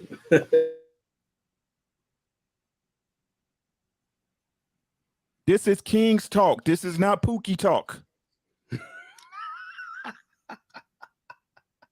This is not Bobo and Lil Ray raising them talk. A man's going to show you. He's not going to sit up there and keep talking about the dreams and aspirations. One day, that plan has to come into action. And if you're able to do the little things little things big, depending on your income, right? Depending on how flossy your man is, how good he got it, right? Right? And you're able to move as you see fit as a woman, and you able to look every day, no matter how you feel, no matter how emotionally, because y'all ain't happy every day. You know what I'm saying? I'm chasing my happiness, whatever the fuck, right? You ain't gonna be happy every day. But on a day-to-day consistent basis, you can look at this man and be like, he got me. Got me covered. What's the problem? Problem solver. That man, your own personal Jesus. It might not come when you ask, but it's always on time, right? Amen. There we go. Man, this was a great segue. Great segue. If you guys just tuned in to King Talk, make sure you guys hit that like button. Also, subscribe to the channel, Green Gang. I see you in the chat. Appreciate you guys. If you want to become a member, hit that green button. It gets so quiet when Ricky, when Ricky be cooking after he finished, it'd be like, can I say something? You gotta let that simmer, man. You gotta let that kind of gospel simmer, man. Yeah. I'm just saying, man, we love y'all, bro. Like, I don't get, like, we love y'all, man. I don't get what y'all, but y'all, you can't keep throwing, you can't keep throwing mud on something, man, and don't expect it to throw no mud back at you. I'm talking about real ones. Bars. You know what it is, though, Ricky? Yeah, the more I'm listening to you talk, the more I'm thinking about it is they not confident in the man that they choosing. That's what it is. Whether it's not you don't know yourself enough to pick a man that you are 100% confident in. Because all submitting is that I'm just leaning into the, like I say all the time, women want to run into a man that has a working system, proven track record, a working system. I'm just fitting into this system and we just gonna keep rolling. That's all it is. It's not saying, oh, you gotta listen to everything that man say and be a slave and be this, because that's the connotation that they tie behind it, right? But if you have a dude, that's men included. If us six is in a room and we somewhere say Ricky know this terrain better than the rest of us, we all gonna submit to his leadership. This is it. He familiar with this place. I don't know it. I never been here. Mm-hmm. So again, that submitting is not just we his slave. No, he has guidance. He's guiding us, and we trust the fact that his knowledge is going to lead us to the right place. That's all submitting is. But they put in such a negative connotation of like it's literally synonymous with slave in their head, and that's the problem. But part of it stems because they're not confident in the man that they're choosing. When any woman that's confident in the man that she's choosing and knowing that she done picked him for the right reasons, have no problem at all submitting to that man ever, and that's just real. And the day's gonna come. You know what I'm saying? I'm not saying it was all guns, all bunny rabbits and roses with mine, bro. We had our times, bro. But I proved over the turn. Hey, I'm that dude. I'm that dude, bro. Right? And like I said, it ain't gotta be. Everybody don't have to be. I would love to aspire to be the love of a Mr. Rawls, right? Right? 4 rental properties. 7 businesses. 7 businesses. 7 friends. Somebody to do that for me. And the course outside. But the truth is, bro, I stay in my lane until I'm able to get into that next lane. Right? But I take care of mine. That's why I tell y'all, just be right, bro. Be right. Stop giving your girl excuses. What excuse your girl got if you doing everything you supposed to do? It make the relationship real easy to evaluate. Real easy. Like I said before, at this point in my life, my wife can't say nothing. I ain't doing A, B, C, D. What I asked you to do, you're doing. If she comes spazzing, what is wrong with you? And vice versa with her. She's doing everything I need and ask of her. If something's going wrong, it's something wrong with me. It's easy.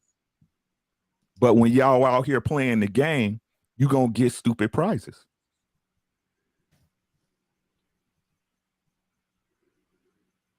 You chose this person. You. Why'd I stay so long? He make me stay. The door both work. The door works both ways.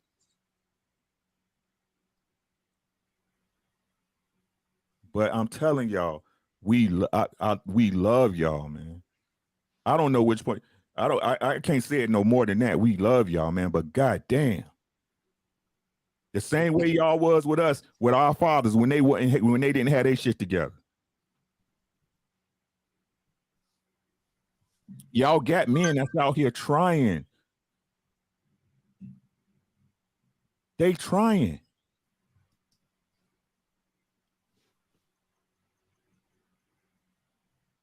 What y'all trying to do?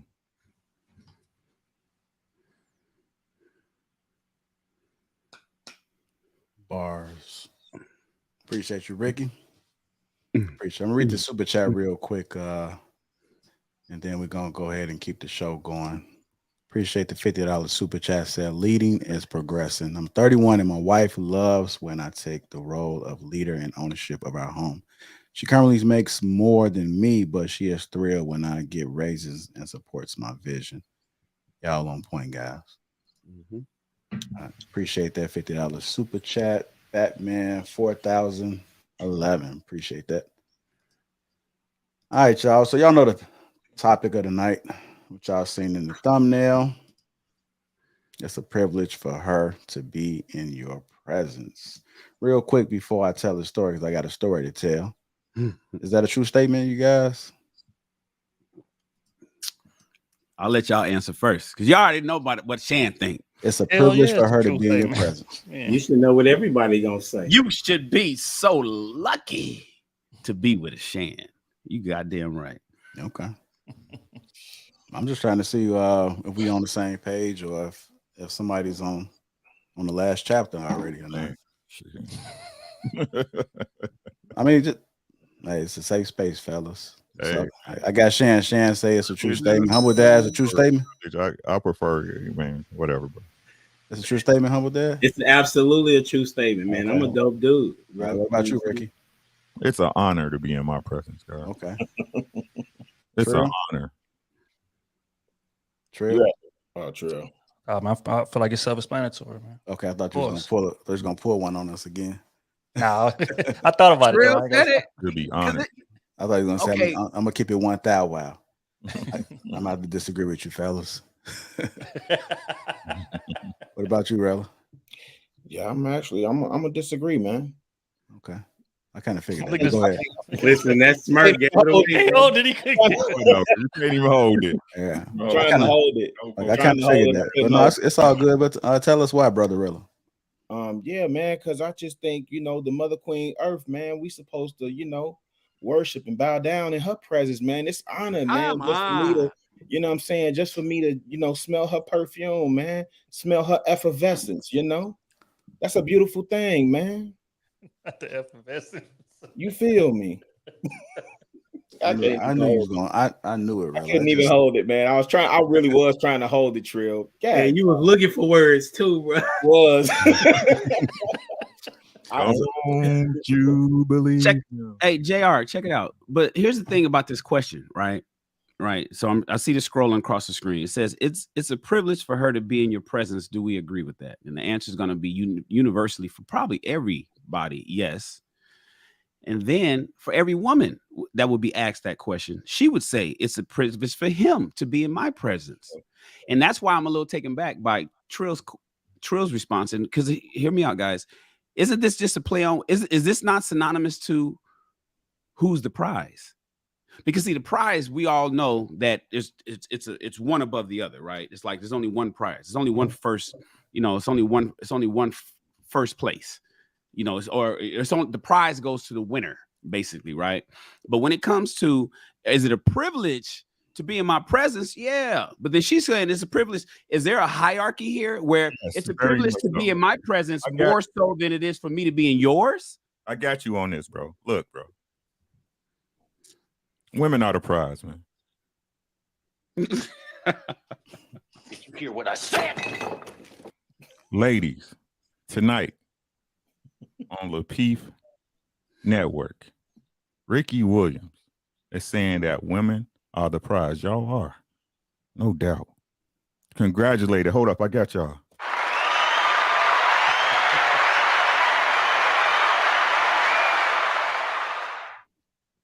But we the Cracker Jack box. We the Cracker Jack box. Right? You had to get through that box to get to a prize. Right? Those little cheap prizes that come with Cracker Jacks, if it was 10 of them on the table, you wouldn't care. Right?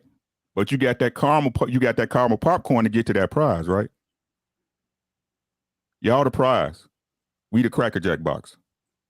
And without us, y'all just little toys on the table.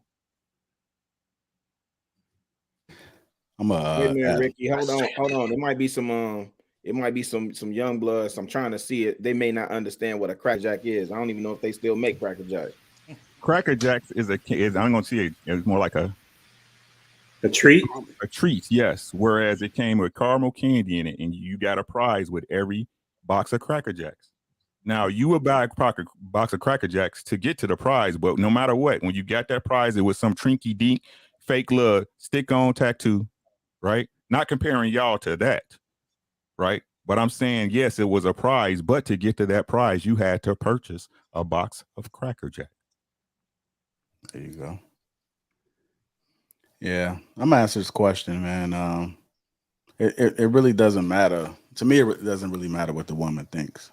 I mean, it's a privilege for any woman to be in my presence. I think all men should take that stance. But you gotta, and I spoke to you guys before this live started, and I said you gotta be a man of substance, man. You gotta be a man of substance. I'm not really concerned about what the woman, she can think what she want to think. As long as a man, long as you know that it's a privilege, that's all that matters. That's just my take on it. And I'm gonna keep it G. I don't know. I think I gotta disagree with Shannon on the hierarchy thing. That's my only grievance. I think y'all battling tonight, man. I don't know what's no, nonsense. But We battling or balanced? the hierarchy thing goes against what I preach in terms of like the infatuation got to be equal for the relationship to work. Exactly, in my opinion. bro. Exactly. I feel like if I come into a situation and I feel like I'm above her, even if I don't do it blatantly, subconsciously, I'm going to treat her that way. Meaning, you are not priority to me. I'll get around to you when I get around to you. I don't really care about hearing your feelings like that, whatever. Matter of fact, you are lucky to be here. You're lucky I chose you. It was 20 other ones, but I chose you. I did you a favor by bringing here. So behave accordingly, right? You see how condescending that sounds? Mm-hmm. That's not conducive to a successful relationship, in my opinion, right? I feel like, of course, it's a privilege to be with me, but I'm not going to even entertain a woman that I don't feel privileged to be around. Right? Or I take that back. I'm not going to entertain her on a serious level if I don't feel privileged to be around her. Now, I may smash and do whatever I'm going to do and get out the way.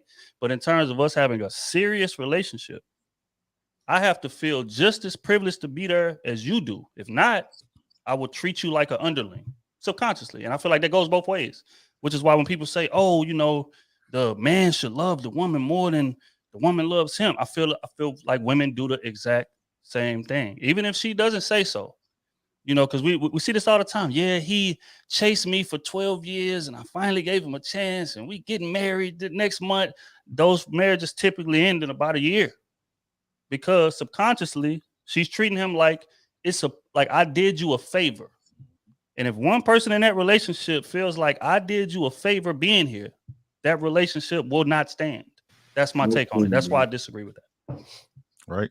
And to build well, on not that you disagree. That's just, I was just simply saying, when you answer, like, it's a privilege for her to be in your presence. I'm saying, JR, when Trill saying yes, he's saying yes, but the other half of that is Trill saying, it's a privilege to be in her presence. All right. Me. Yeah, definitely. Yeah. Okay. Yeah, that's where I was just like, okay, we got to be careful, guys, because this question is a little different than, or it's the same, but different than who's the prize. Yeah. So everybody's going to feel that they are privileged to, that it's a privilege to be in their presence, but so is the women. They're gonna feel the same way. So I'm not sure if this is a non sequitur with the question. It's like, how can, where are we going with it? Because everybody's gonna feel that it's a privilege for people to be in their presence. Listen, some people shouldn't feel that way though. You know what I'm saying? Because they not what that is. Like if you're not able to, kind of, I think JR said, like, have substance. If you're not able to talk about different things, if you're not able to carry yourself a certain way, if you're not able to interact with people, if you don't not necessarily have to be a social butterfly or whatever, but you should be able to connect with everybody that walks into the room. And there are people that are, that when you're in the room, they make things awkward. Right? You should be that individual. Like for me, I can rock in any room. You know what I'm saying? Just the way that I was raised and everything like that, and the things that I've been through, I'm able to be in any particular room that's available. And so the reason, the question that I would ask to everybody is, why is it a privilege for her to be in your presence? And I can go first. I'll let y'all go with it first. I'm glad you asked, because of the value I add to your life. The instruction, that value? See the instruction that I give you. See, I'm a man of a certain age, and I'm a man of experience now.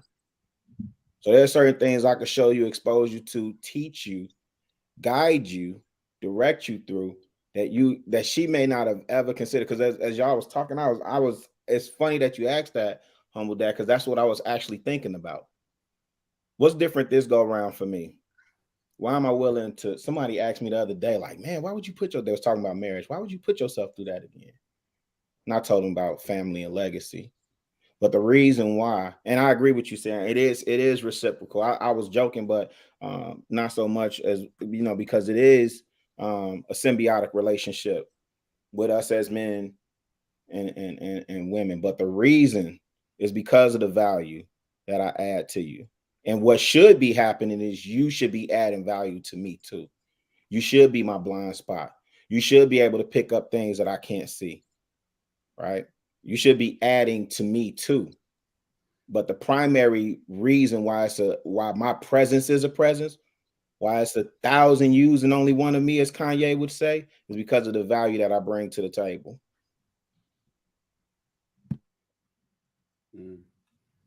What's going on, brother Logic? Quiet. Man, look, I was at work trying to do some damn work. The auditor was saying, these dudes cooking. Hey, she was a chick. She was sitting here. She said, them brothers in there cooking. He said, what channel that is? I said, shit, that's Lapeef. Let's talk. Let's get it. No, man, y'all out here blazing. Hey, I can't really say I disagree with anything y'all had to say. I just have one little alibi or one little pushback, not really a pushback. But the thing is that everything that everybody said in this panel is correct. But do you think that the modern day women want that power so bad that they will let all that other stuff go? It's not my job. Like for me, I don't have to concern myself with a modern woman. That's what I'm saying. It's not my job. Like even as a single dude, you know what I'm saying? I don't have to concern myself with a modern woman because that's not what I'm looking for. You know what I'm saying? I'm not looking for somebody that is, you know, feel like it should be 50-50 or, you know, that we in a partnership, you know what I'm saying?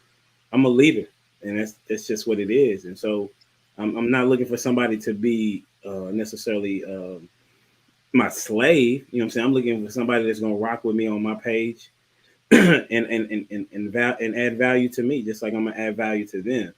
So, you know, a modern woman wouldn't even get the time of day with me. You know what I'm saying? Because she on a totally different page than I'm even willing to be on. So that's how I see it. Yeah, but I'm with that. But this is what we gotta, when we dealing with reality. Reality shows that it's more of them type of women out there than it is the ones that like we said will be attracted to.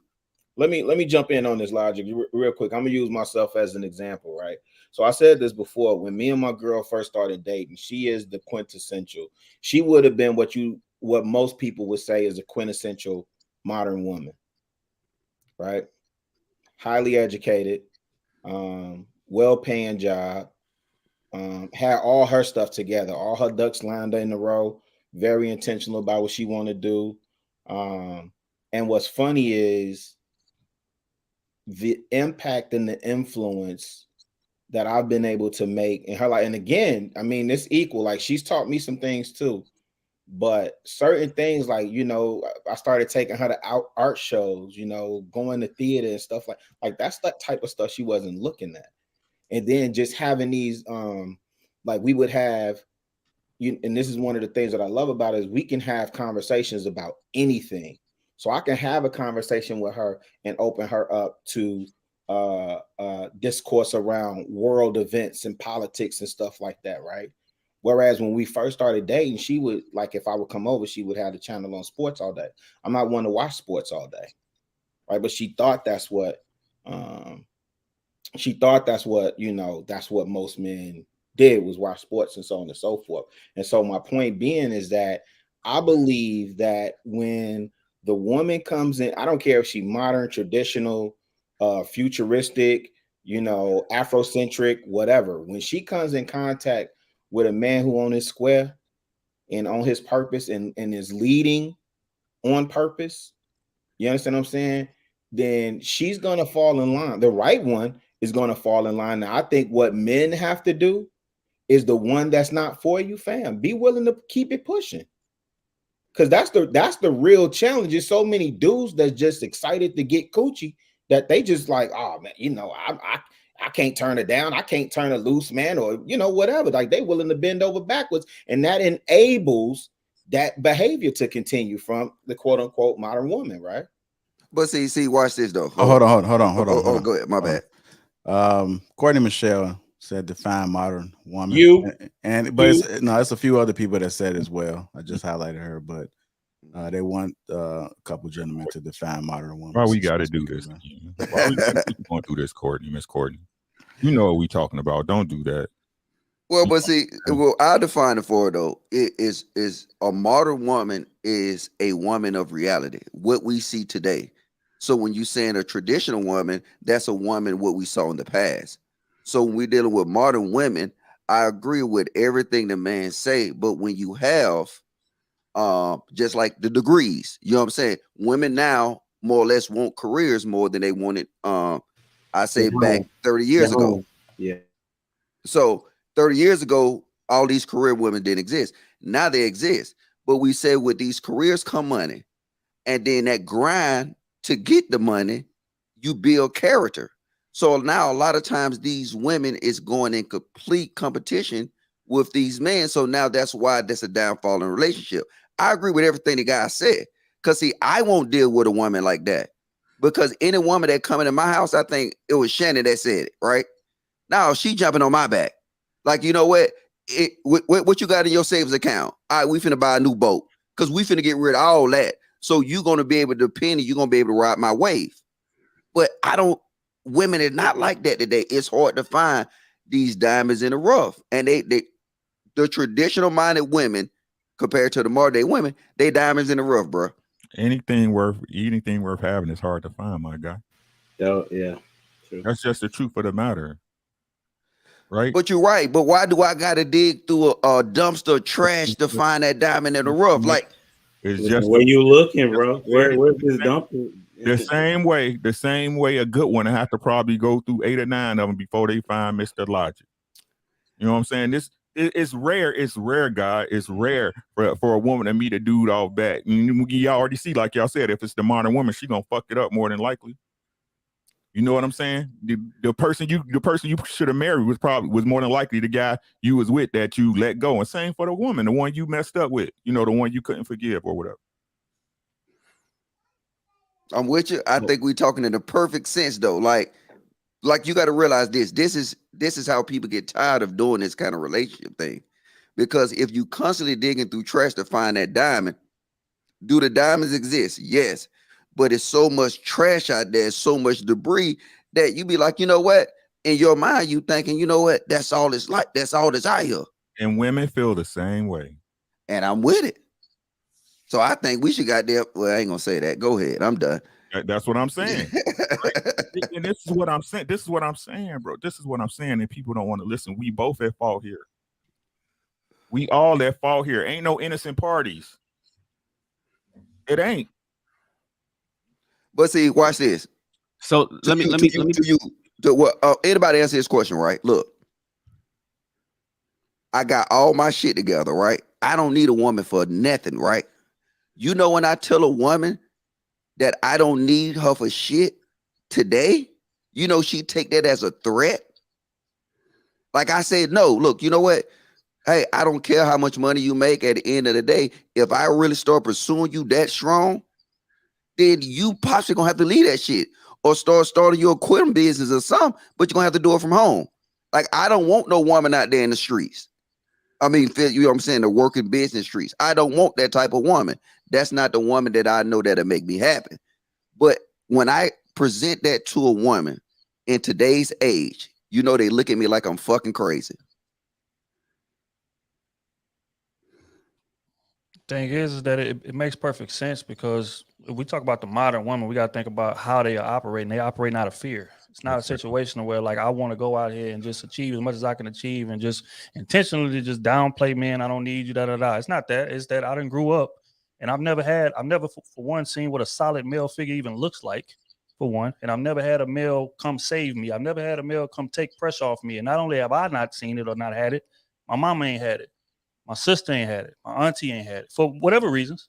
Again, dude might been in jail. Dude might been, whatever the case may be, in and out, inconsistent, whatever the case may be. So I think a lot of modern women are operating out of fear more so than accomplishment. But I see what Mr. Logic is saying. He's like, if I'm a man of means and I got my situation together, I don't feel like digging 10 feet down to get to the diamond. Especially when I can just be patient and wait on somebody that's a bit more on my speed, that's going to take less work. Now, I can't blame him for that. But to answer his question, is it possible? I feel like modern women ain't nothing but traditional women who ain't ran into a legitimate leader yet. If we're gonna be honest, you know what I'm saying? Like modern women want to be like, regardless of this whole outer shell, this tough outer shell, don't need a man for nothing. I don't da da da da. Every time you see one of those women find a dude that they really feel like is solid, they tap right back into that feminine old role, whatever. All that sticking chest out stuff goes away. Now it may not go away initially, but it's gonna go away if you run into the right dude, because the right dude is not going for that. And not only not going for that, I'm not going back and forth with you. We're not gonna argue. We're not gonna do nothing. I do things this way. Get on the ship or move around. And if we're gonna be honest, if she likes you enough, she's gonna get on the ship. So you think it's a front? That's what you're saying. It's a front. Hell yes, it ain't no front. Trill. Yeah. So a couple things. One, it's not always out of fear. It's indoctrination too, because you got people that hadn't had no time in as an adult that feels that way. It's they're trying to recruit them younger and younger, right? And so them young ones ain't even had no history necessarily in dating, where the fear part comes in. Second thing is, what you saying true when you wait, stop right there. You said they haven't had history in dating. What did they see in the household and in the environment growing up though? It doesn't matter. It does matter. With the father and a mother, but maybe the father is not exact. Maybe the father's a beta male. Maybe he's not really a provider male. Right. But it goes to my point. Yeah. She ain't seen real male leadership yet.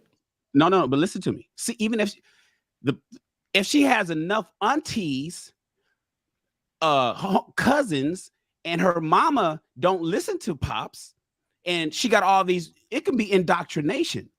It's not out of fear. She's not what she's scared of. She ain't experienced it yet. But she got so many people that's telling her what she needs to do and how she needs to get her degree. Maybe it's even her father's pushing that same narrative and don't even realize it, because in this gynocentric society that we have, he's selling the same shit that the women are selling. Yeah, but that's But why is he selling it? Because again, let's just pause right there. Let's use me as an example. Me raising my daughter, I'm gonna teach her the same thing. You go solidify yourself first before you meet. It goes back to what I said earlier. Broke people shouldn't be dating. They should be focusing. So that way, when I get into this relationship, that my man is not a necessity for me. I'm coming in. I'm able to take care of myself. But if I run into a dude with solid enough leadership, I have the option to put that down. But I'm not going to just go in that motherfucker with no money in my pockets, all chips on the table, and you ain't proving nothing yet. No, we're not doing that. That's not smart. Because what if it takes her till 32 to get there? Then that's just what it takes. Okay, that's no problem. Then raise your family like that. I don't subscribe to that. Right. I don't subscribe to that. And I think that's bad advice. And that's the advice that women have been getting all for the last 20 years. And look at the sad state of disregard that we're in now. So if you out there saying, get the bag and get your degree and and go get the job and all that other kind of stuff, then the women wake up one day and they doing all of the stuff that they were indoctrinated from their fathers, like you, and from other aunties and women. It ain't got nothing to do with fear. It has everything to do with, I was told that this is what I was supposed to do. And then they wake up one day and they're like, damn, why didn't y'all? I turned down really good guys because I was too busy studying and trying to get my MBA, because I was told that this is what I got to have my own money. I got to have my own house. I got to have my own car so I can take care of myself. And because I wanted this type of house and this type of foreign car, and I had to work a little harder, and I forsaken my formidable years, my youth, getting that. And now that I want to have children, well, the doctor told me that my fibroid just kicked in and now I can't even have kids. That's all kind of reasons why. So that's why I was saying it's not necessarily out of fear. Let me throw a little side note. Maybe this will add context to my mentality, Trill. Okay. And you tell me what you think, right? So growing up on our paths, right now, men and women have a similar grind to get the bag, to get all this. Would you agree with that, right? Definitely. And would you agree that your grind create character traits, right? Like, I'm saying, that's why we was talking earlier, by the time you get to the bag, you already have these character traits in you that will, solidify you. So now in this society, women is not chasing that bag they're not chasing that route of being what we want them to be. Or, so they chasing similar bags. So now, by the time we meet up, we've been chasing these similar traits for years. So now we got these similar character traits, right? Right. So that's why it really don't be a front. they can't shake that shit. That's why you see when you say something to them like that, they be like, oh, hell no. Because they on a similar path to us and the same character traits they have. That's why it's easy for you to see a woman and she be all, you know what I'm saying? She be puffing up at you, you know what I'm saying? Because everybody is on the same race. It's no woman path and a man path. Right now, it's a bag path. But Mr. Logic, that's why I was going on Trill's second point where he said women don't run into solid men who are solid leaders, and that's the problem. No, women run into solid leaders, and just like Logic said, they're so headstrong. He can't tell them nothing, and that's why they run to the divorce court in droves. 8 to 10. They shouldn't be married. 8 out of 10. You shouldn't marry her. In saying fucking irreconcilable differences. Man, because when she using finds that divorce I hate that bullshit ass divorce but continue. But of course you do. Well, naturally you do, Trill. But it doesn't make sense. It's not true. The point, it's not. If we're just gonna keep it all the way G, but continue. Okay, that's a whole different argument, but it's absolutely true. I got it. Anyway, so the point is this. I'm simply saying when you say, well, when she finds that solid man, she's going to just naturally fall into her. No, that ain't how that works. That's not how that's working. You got women that's finding that natural leader, and they still are like giving him pushback. It's giving them hell. And it's like, God damn, I'm doing everything I'm supposed to do as a man. I'm providing, I'm protecting. We can see it in celebrities. We can see it in we can look at goddamn Will Smith. It doesn't matter who you look at. It's going, but now, Will is the sucker. This is not a good example. Continue. So many women. What we can't say that about Will Smith. Only because I've worked with him. No, I see what you guys see, but you thinking of him as him sticking around after what she's done. I'm talking about the leadership. He should have never married that woman. That ain't no leadership. That's the point. But continue. The point. But how do you define that though? Leadership in what? One, he had to. I mean, he provides for his family. He set standards for that family. He set standards for got his woman. Huh? He didn't look like he set no standards when he was sitting at that damn red table. And that's all you guys know because y'all like they broke code. You guys, that wasn't a standard. That's not leadership. But continue. No, listen to me. Listen. Let me use Will Smith. We'll use Will Smith. Everybody looks at the red table talk. Everybody looks at August Alsina and her entanglement. Everybody looks at this woman who's really in love with Tupac from the way back in the day. Will Smith comes along. He meets her, says, and we know the story of them meeting. Where it's like, you know what? Who are you dating? Nobody. Well, you dating me now. You think that Will Smith was just sitting around being a simp all the way through, or can we consider that maybe he established all of that stuff, had the children? And then he had a woman that wouldn't follow him. Now you're saying, well, it's only because he wasn't a leader that she wouldn't follow him. If she would have really found a true leader, she would have just naturally acquiesced to his standard of living and to his program. She would have got on his program, but she didn't get on his program. And women in general don't get on the man's program because the man's program is something that's not worthy of following. I submit to say that's bullshit. Okay, men question. have many men. Let me finish. Many you've been men talking for 20 minutes. Damn, when am I going to get to respond? Give me 25. Let me 25. Many men have a standard, including Will Smith. Many men have the leadership qualities. Many women aren't willing to be the player. They're coaches out there, but you got to have a player willing to play for the coach. Not because I don't want to run, because his plays suck. Women look at the play and say, I don't want to do that. That's my point. Hey, look, I want to apologize because y'all was doing good. I came up here and started some shit. I'm a simp, man. Hey, look, I'm a motherfucking simp. I apologize for sipping on here, but I got a different outlook, man. And I want y'all OGs to teach me some shit. That's it, man. Okay, so let me just start by saying this, right? Let me start by saying this. That Will example proves my point because Will is not a leader. And I'll just present a question that I do not want an answer to. I don't want a response to. I'm gonna present the question. I want you to think about it and think, yes, Trill, you're right. If she would have got with Tupac instead of Will, would this situation have played out the way it played out? Don't answer that.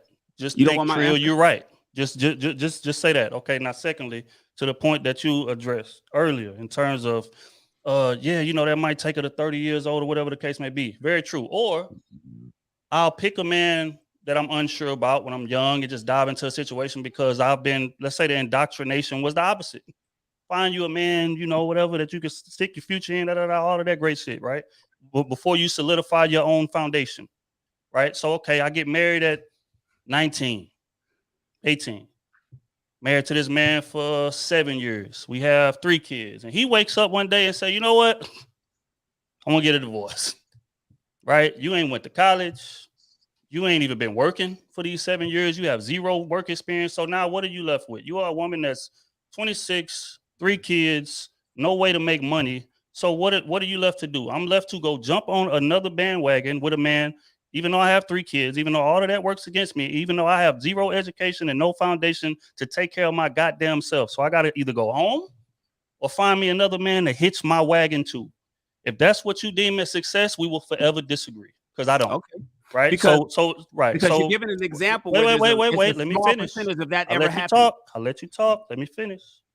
We have that scenario, right? And then we have the scenario in which this 80% of men file for divorce stat, right? And I feel like this is a perfect time. Let's get into why I feel like it's bullshit and I feel like it's disingenuous. Because women may go file for the divorce, but men typically check out of the relationship mentally first. That's a fact. Because there are plenty of men who are married right now that say, you know what, instead of going file for this divorce, because I don't really feel like filing the paperwork, I don't know how to do it, it's going to embarrass me, I'm just going to go cheat. So I'm mentally checked out of it. I mean, sure, I'm showing up doing bare minimum, but what I'm going to do is I'm going to annoy her and be neglectful enough and push your ass out there to go file for the divorce. So that feeds into that bullshit ass stat that y'all use. That's why I feel like it's bullshit. Even aside from marriage, relationships in general, let's just keep it G. Most men are not breaking up with a woman to go be with another one. They're going to cheat instead. That's a fact. Like, fuck the stats. Look, every man you know and ask them. Right? Or we could take how many people online? 750 people. We could take a poll. Most men are not saying, oh, you know what, man, I'm about to go break up. No, they're going to go cheat and they're going to stay. And we're going to push her out the door. So that way that makes the stat looks that way. So again, going back to my point, I'm going to teach my daughter, and I will tell any woman that subscribes to my platform or follows my podcast, not saying to go out there and chase a bag as aggressively as a man would. That's not what I'm saying. What I'm saying is go out there and solidify your foundation. That way, if something goes wrong in this situation, because let's just be honest, relationships fail at a 50% or higher clip. That's another stat. That mean? That's another stat that we like using. What does that marriage mean, solidify your fails foundation? at a 50%. Wait. I'm not finished. I'm on minute 19. You talk for 28 of them, right? So what I'm saying is this, right? Is that relationships fail at a 50% clip. So if I'm not going into this situation solidified and choosing what is solidified? What does that mean? Meaning that I can live comfortably and pay for everything on my own, which means I have an education, which means that I'm making decent enough money to be able to do so. That's what that means. Right? Hold on. Let him cook. No, we both spoke a long time, Logic. Hold on. I want him to get to. I want him to, because I really want to pick his mind about this, about the paths.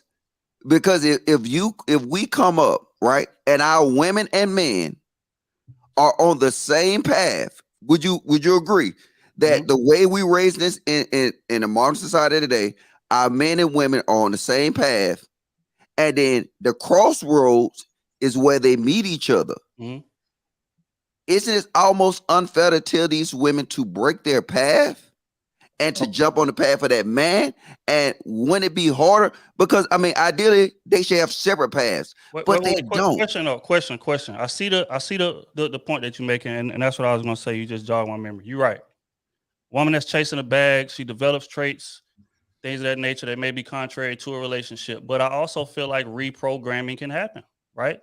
And I'm gonna use an example of this, right? We as men, from childhood, are we taught to be monogamous? Yes or no? Quick answer. Just no. You know what? Don't even answer that. Just think, Trill, you're right. We are not. We're not taught to be monogamous. We're not. We're taught to snipe. We are taught to go out there and hit as many women as you possibly can, all the way until we're about 25, 26 something. And then it's like, okay, hey, flip the switch and be a monogamous leader of a man, right? That's a transition that has to take place. Why? Because our whole life we've been groomed to snipe. not only from the men around us, but from women themselves. They encourage the behavior. But we are able to reprogram ourselves for the greater good of the relationship and be a monogamous man. So those No. But see, I got to push back on that point though, right? Because that's something that come with experience. Like after we didn't snipe so much, sniping ain't gonna be the same no more. After we didn't had so many, wait, just let me finish. After we have so many threesomes, you know what I'm saying? That's something that we achieved, that we passed that. But there's something different when you program a woman to chase that bag. You program her to have this separate path, and this path is the same as the man have. So once they cross these paths, it's either you got to accept me how you is. It's hard for that woman to say, everything that I've been pushing for all my life, you want me to surrender all that and jump on your path? It's hard for a woman to even conceive that. And I understand why she won't conceive it, because ideally the traditional woman, they had their own individual path. Right. Let's be honest. Nowadays, you'll be hard to find a woman who know how to cook. Right. You know what I'm saying? All the chicks I know out here, they go to Wegmans and get the goddamn what they prepared for, and you just throw it in the oven. No, they know how to order Uber. But I'm just saying, it's something that the paths that we go on, right? Right. Is they the same? So now when it comes to crossing the path, a lot of women, they used to being, they made to be these alphas. So now that's why most of these women date down. Right. Because that other man to give them control. Okay. So let me challenge the point in which you say, you know what, you done hit enough women, you come to a point to where, you know what, I don't really want to do that no more. That's not true. It's not true. If we're going to be honest on this stage, we got to be honest on this stage. And the fact is that new pussy does not get old to a man. It doesn't, especially when you have not hit your financial peak yet, right? There are a certain amount of women that you're open to when you're in your teens, a certain amount of women you're open to when you're 20s, your 30s. Why? Because your money is steadily increasing, right? So unless I hit the lottery at 18 or become a millionaire at 18, new pussy is not going to stop intriguing. Matter of fact, I could hit the lotto. And it's still pussy that I ain't got. It's not going to stop intriguing me. So let's stop doing that. We're not going to be disingenuous here. So what I'm saying is this. Wait. Let me finish. What I'm saying is this, right? That itch does not go away. But we as men, we have to become disciplined, and we have to groom ourselves and reprogram our thinking to make the relationship work. That's what I'm saying. We do. But that itch doesn't go away. A man could be married 40 years. If he see a fat ass walk by, he gonna think, damn, it's a fat ass. And I would, given the right opportunity, I hit that. He ain't gonna say it out loud, but he gonna think that, right? Mm-hmm. So it's a constant urge. He has to reprogram himself to be the man he needs to be in that relationship. And those women can do the same damn thing. And that's all I gotta say about it. No. But see, let me push back on that, because see, I'm with you, but you're totally off. Because see, the difference between me at 20 busting down chicks, because I didn't care about the consequences. So now I can look at a chick and I can see I won't have the experience to know what comes along with that. Now me at 35 and 36, I understand. I didn't done that. Just like me playing golf every day for 20 years. Eventually, I'm going to get tired of playing golf every day for 20 years. So even though that I'm going to be tempted, this is what I'm saying. Even though I'm going to be tempted by that box, I know what comes with that box. And I'd rather just have my own little box in the corner and I chill. But when I was younger, I wanted 10 boxes in the corner and I wanted an extra 10 on my speed dial, because guess what? I haven't experienced that yet. But see, that's the thing, Mr. Logic. Like, even in your own example, you're saying that your mind changed. My mind changed, but it changed through what? It doesn't matter. No. It does matter. You were reprogramed. No, wait. If it changed, if it changed, hold on, wait. You're not right, Trill. I am. Hold on, wait. Humble man said something, right? He said it doesn't matter how my mind changed. Bullshit. If my mind changed through experience, guess what? Your mind changed. That's the logic behind it, right? No, it don't matter if it changed through experience. The whole point that he was making, is he said that I was forced to change my mind. It's similar to what he was saying. That women do what they do out of fear versus indoctrination. Let me go with you. And let me simp out. No, don't simp out. I mean, you brought it to the floor. Right? To me. So hold on real quick, Rick. Let me. All right. What I'm saying is that, well, to Trill's point is that people, it doesn't make sense to say that a person's mind can't change. The whole thing that we're talking about is trying to get people to change their mind and how they're thinking and how they're moving. So to say that somebody can't be reprogrammed is a contrary to what it is that we're doing on the stage right now. Bingo. So I'm saying, I'm not arguing any other points. I mean, we can get down to that, but to say that somebody can't change, then why are we teachers? Right? Why are we parents? Why are we leaders? Why are we bosses? Like the whole thing about that is for us to get people to change the way that they think, right? And as well as to move differently. So if you're saying that I'm knocking down all these chicks when I'm younger, and then when I'm older, I don't do the same thing that I did when I was younger, then that is a transformation. That means that there has been a mind change. It does not matter, because your point was that it can't happen. Exactly. No, my point was, see, you putting words in my mouth. No, I didn't. You literally said that it can't happen. No, listen what I said, because see, it went to the woman. So now, don't call me on this. I'm finna bring some fire on you and Trill. Listen, you know I'm telling you, moonwalking. You moonwalking, Logic. Come on. I ain't moonwalking, and I fuck with Trill and Homer Dad, but nigga, y'all finna get it right now. Look, the whole purpose of it is, right? I got to that point as a man through experience, right? When that woman is on the same path, like I told you earlier, with the man, and she hit that crossroads, what experience she have being a woman? Because she have no experience on that path. But her experience is that she didn't, like, this is what's going on. You know that women are changing.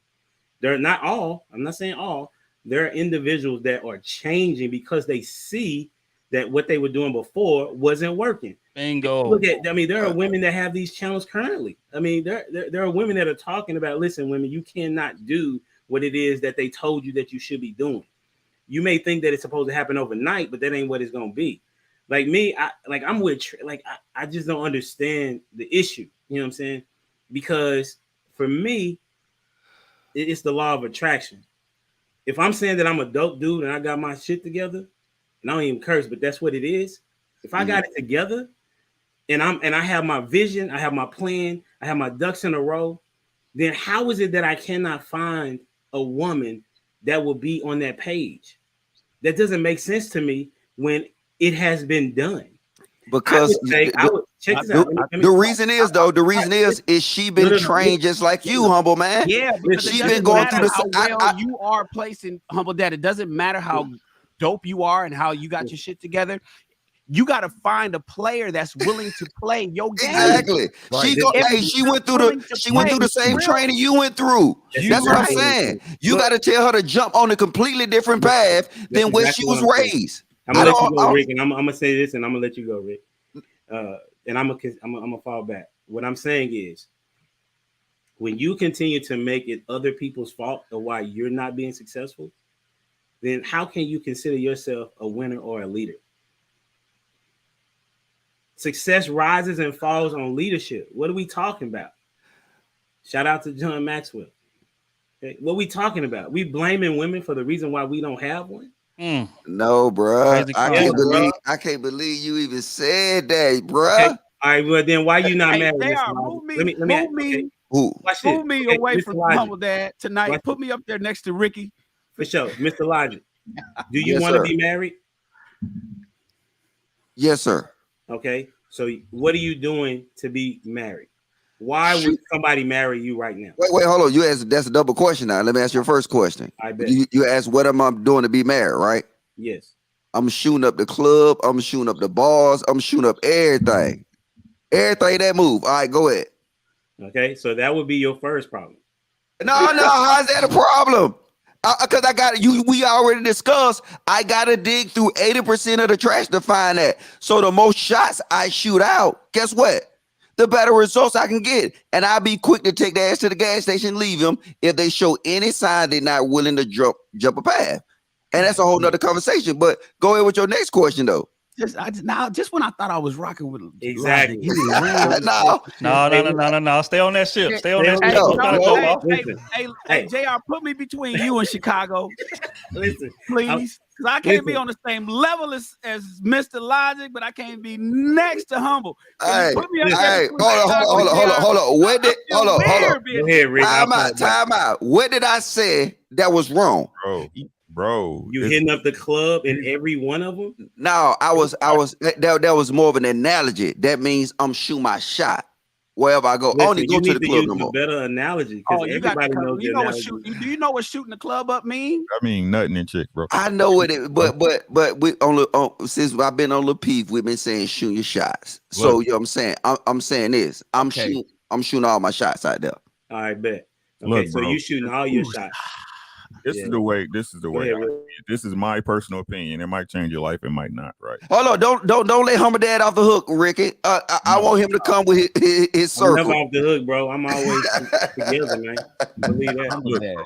I said I was gonna fall back and let Rick go. But I can come back to you, no problem. Cause you gonna tell me what? Go to church and shoot my shot. Then I gotta compete with the pastors and shit. I don't want to compete with no pastors, man, because he can pray and put hands on them, and then things go bad. Why you ask me a question? Let's hear what Ricky got to say, you guys. All right, I'm done. I'm fucking with y'all. Yeah, bro. I look at it like this, bro. Right? Money, like I said, money is a tool. It's not the end game. It's not the end game, right? So, Mr. Logic, you writing what you saying, but you playing the wrong game. Right? Trill is absolutely right in what he's saying too. He's raising his daughter, but he's also being an example to recognize what a good man and a leader looks like. So his daughter, when she see one, hey, I can respect that though, Ricky. But the whole point is Trill got his daughter on a different path. That's all I'm saying. Trill right now, Trill is teaching his daughter to be on the separate path. And I guarantee you, and I don't know Trill from a man on the moon, but I guarantee you that young lady, he's guiding her on a separate path. His daughter ain't gonna get it. He said, I'm finna get the bag, and all that kind of. No, he's pushing his daughter on the path so that when she cross a path with a man, she would jump on his path. That's all I'm saying. That's my whole point. So let's put it in perspective. Let's break it down to it, right? So this is what I need y'all to listen. Did you hear what I said? I need y'all to listen. So right now, the same men, take it the way you want it, can say hypergamy is real, right? When a real woman sees a man doing what he's supposed to do, naturally, she's going to get back in her place. You can say that, but then at the same time, say she can't break her programming. Right. And I'm not talking about all of them, but like I said, you saying the right thing, but you playing the wrong game. What women are you choosing to spend your time with, my good sir? Bruh, all right. I done said this for look, I'm not against y'all point. No, see, it's a question. It's a question. Who? What women am I choosing to spend my time with? Yeah, financial. What do they move? How do they move? That's a question I got to you. No, all of them financially stable. Right. They even on. Okay, keep going. They even at my company, right? I go on dates with these chicks, and I'm telling you, they'll throw you off because what it is they don't look at it's that competitive nature that our generation is raising these women. Yeah, they're speaking on theoretics and not. Yeah, and put like this. I'm gonna use an example. I used an example on the Lapeef Network before. I'm gonna give you an example, right? It was a new hire at my job. It was a white guy. Got with a white girl that was a senior evaluator, right?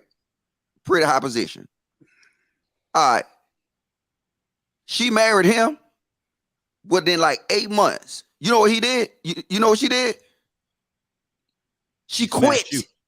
Oh. All right. She quit the job. She was making way more money than he was. And then all of the black chicks in there, you know what they said? She's crazy. I can't believe she did. What she do that for? Yeah, she fumbling the bag. No, that's what I'm telling you is that is the mentality. So like I understand. Look, I'm not saying that 20% don't exist, right? I even give you 30% that maybe exists, right? Understood, bro. But when you're talking about the majority, like I said, it's the majority, and I don't blame the women because we raised these women are raised to be on similar path of success, money, and power. So now when they cross that man and they get at that crossroad, it's hard for them to jump off that path because they spent. Listen to what I'm saying. Oh, they didn't spend their whole life, bruh. They didn't spend their whole life. These motherfuckers, they went to goddamn Harvard. Not Harvard, they shit. What's that historical black college in DC somewhere? They done went to Howard. They done got these double and triple degrees. They done got all this shit. And for you to tell them to jump off that path and jump on your path, even though it's crazy. They will look at like you insane. And I'm telling you, all you got to do, I mean, and y'all married. Maybe y'all been out the game too long. But I'm telling you, ask these chicks today, and they will say, so you want me to, it don't matter how much money you make. These motherfuckers said, I need to chase my, did y'all hear the Nicki Minaj, Kevin Samuel shit? She said, y'all women need to work on y'all bag. Y'all need to chase success. No, it wasn't that interview. It was the one after with her and Nicki and Lala. Yes, that's the one I'm talking about. But it was on the same line, but you're right, Shannon. Right. That's the mentality of these women today. So now it's disingenuous that we act like it don't exist. Do I think that Shannon wife and Ricky wife and Hummer Dad wife and Rilla wife, do I think that, yes, they're diamonds in the rough, but we can't act like they're the majority, because if we act like they were the majority, then guess what? Y'all message will stand. It don't stand. Go look on their IGs. They talking about getting the bag. They talking about getting their degrees. They talking about something. So now a real man don't want that. They say jump on my path, and guess what they do? They said no. He said no. So guess what's gonna happen? They gonna date down. They gonna date down. Find them a Pookie Ray Ray, and I ain't hating on the Pookie Ray Rays, nigga. Get your bed to lay up in. But that's why Pookie Ray Ray is never cold. Winter is never coming for Pookie Ray Ray, because all these women will have a nice warm bed for them, and all the nigga got to do is slap some dick across their face, and they straight. That's why Tupac and Jada Pinkett would have got a divorce, because Jada would have still been who Jada is today, but Tupac just wouldn't have took it. So logic. So you're saying, so Mr. Like, you're saying that they, I gotta move on, they y'all. can't sing? That's what I say that again. I can hear you, brother. Man, I like this. I said, you said that they, so it's not going to change. It's not going to change. I'm asking, is that what you're saying? That it's not, that the modern woman cannot change? No, I never said they couldn't change, but what happened is that I don't see, because I'm honest, right?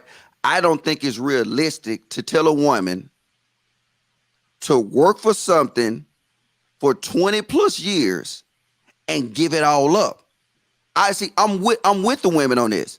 I think it's insane for you to tell a woman to sit here and go chase all these degrees, go be successful, go do this, go be independent, and then tell them once they meet somebody they like to stop.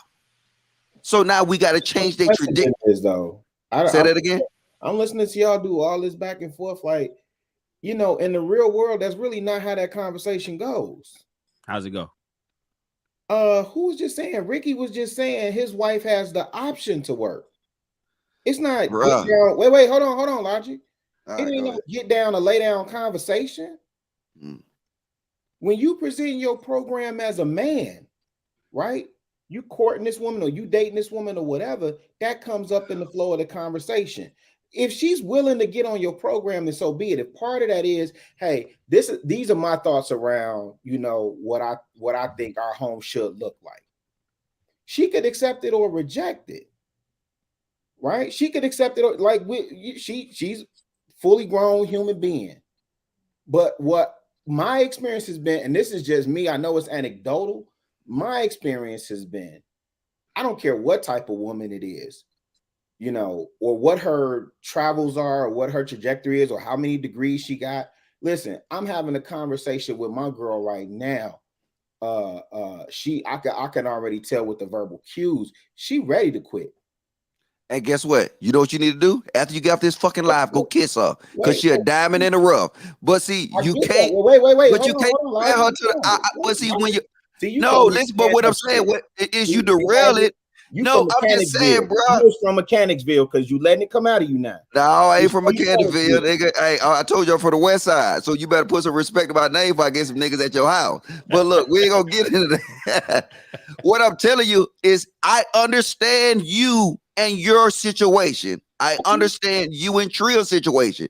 But when we sit here and look at our culture, let's do this, Logic. Let's do this. Okay, so why did Jaheim make that song Diamond in the Rough? Logic. Let's get to solutions, bro. Because we'll do this do-si-do all night. Y'all tripping. I know that. I don't know what the hell I'm hearing tonight. This, and then I know JR said we gotta move on, bro.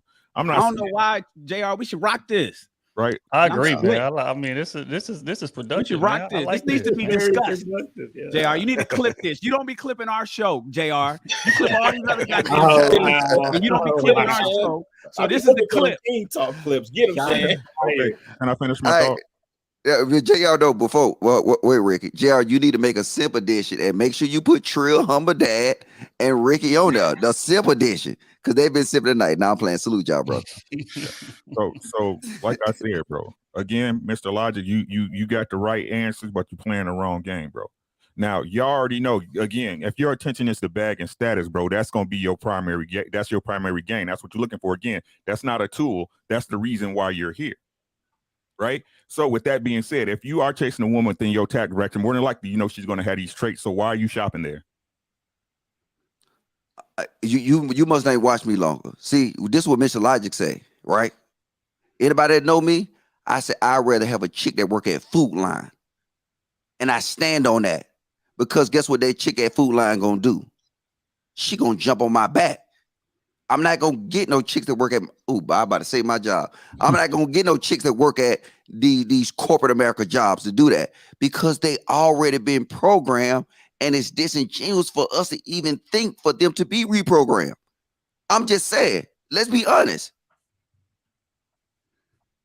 All right, I simp out there. All right, I'm done. No. The thing is, bro, it ain't even simp. The irony is, I think we arguing two different points if we're gonna keep it G. Because you're not disagreeing with the fact that they can be reprogrammed. You just said it 5 minutes ago. You saying you don't prefer that.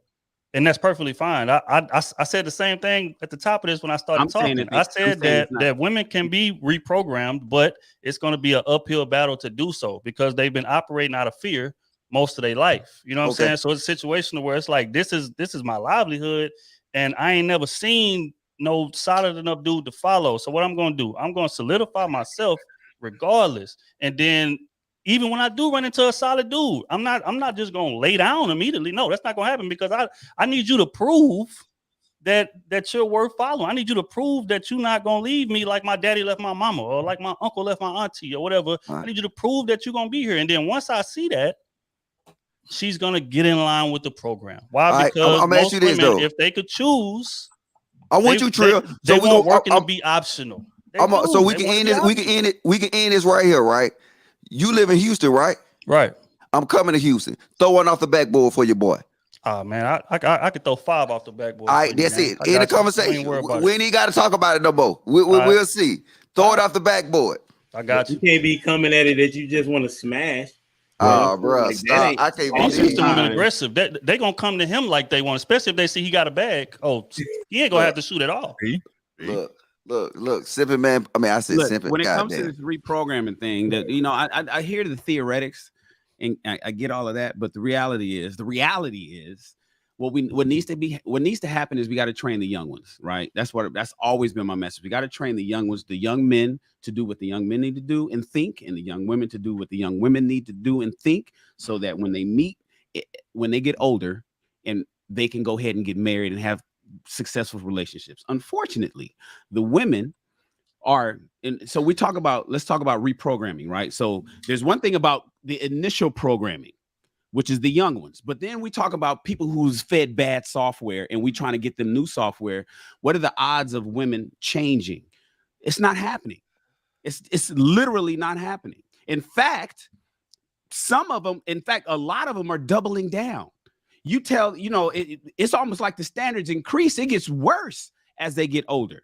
They start to believe. That's why we call it delusion and bizarro land and all these other different phrases that people come up with, because it's like, damn, now you 40 and you think worse than you did when you was 35. You think you worth more and you think you're, and all of this nonsense that they believe. So the reprogramming, is it possible? Yes, there's a small percentage of women, that's usually right here. They probably in the chat, who can change. But like the doctor told me before, that once an adult only changes when some calamity happens in their life. Other than that, they tend to believe the shit that they've always known. So they're not going to reprogram themselves. And in fact, when you give them any kind of information that will be conducive to the outcomes that they're looking for, they push back on that. What are you talking about? You crazy. Do you hate women? You don't like your mama? What's going on with you? Well, no. I need to be this, that, and the other. And it's just like, yo, I'm just trying to tell you what's possible. So, and I'm telling you how men think. And if a man is what you're looking for and marriage is what you want and you want to have a family, this is probably what you should probably say. Oh, no, I'm not doing that. Hell no. And that's what's happening. So they're rejecting the software. They're rejecting the firmware update. Mm-hmm. And the only way they'll change if Russia invade U.S. That's the only way they'll change. And then now they have no choice to need you. Yeah. And I had like 10 chicks in here on their knees and shit everywhere. Because guess what? They ain't got no choice. Them Russians is outside. Something crazy gonna have to happen. And I know y'all understand some this. Calamity. It's gonna require some calamity, because the world today is not the world, America specifically, the United States of America has created an environment where there's no incentive. When you ask a woman what she wants, that's literally why they say they won't date somebody that makes less money than them. Because remember, we're talking about submission here. This whole thing started with why does the word submission is such a bad word for a lot of women? And that's where this whole conversation kicked off. Had nothing to do with who makes the most money. But when you ask a woman, will you date somebody who makes less than you? What is the response? The answer is no. They want to make sure that they find somebody that's doing what I'm doing or better, right? Even when they find somebody, if they're so lucky to do so, to find somebody when that coach gives her the play, like, okay, cool. This is what I want. This is what we need to do. If she don't like it, she's like, okay, well, I don't need this. I don't want this. I don't even, I don't want to run that play, coach. I don't want to run that play. And you think that if he was a good leader, he'd be able to, a man shouldn't have to finesse his wife to do anything.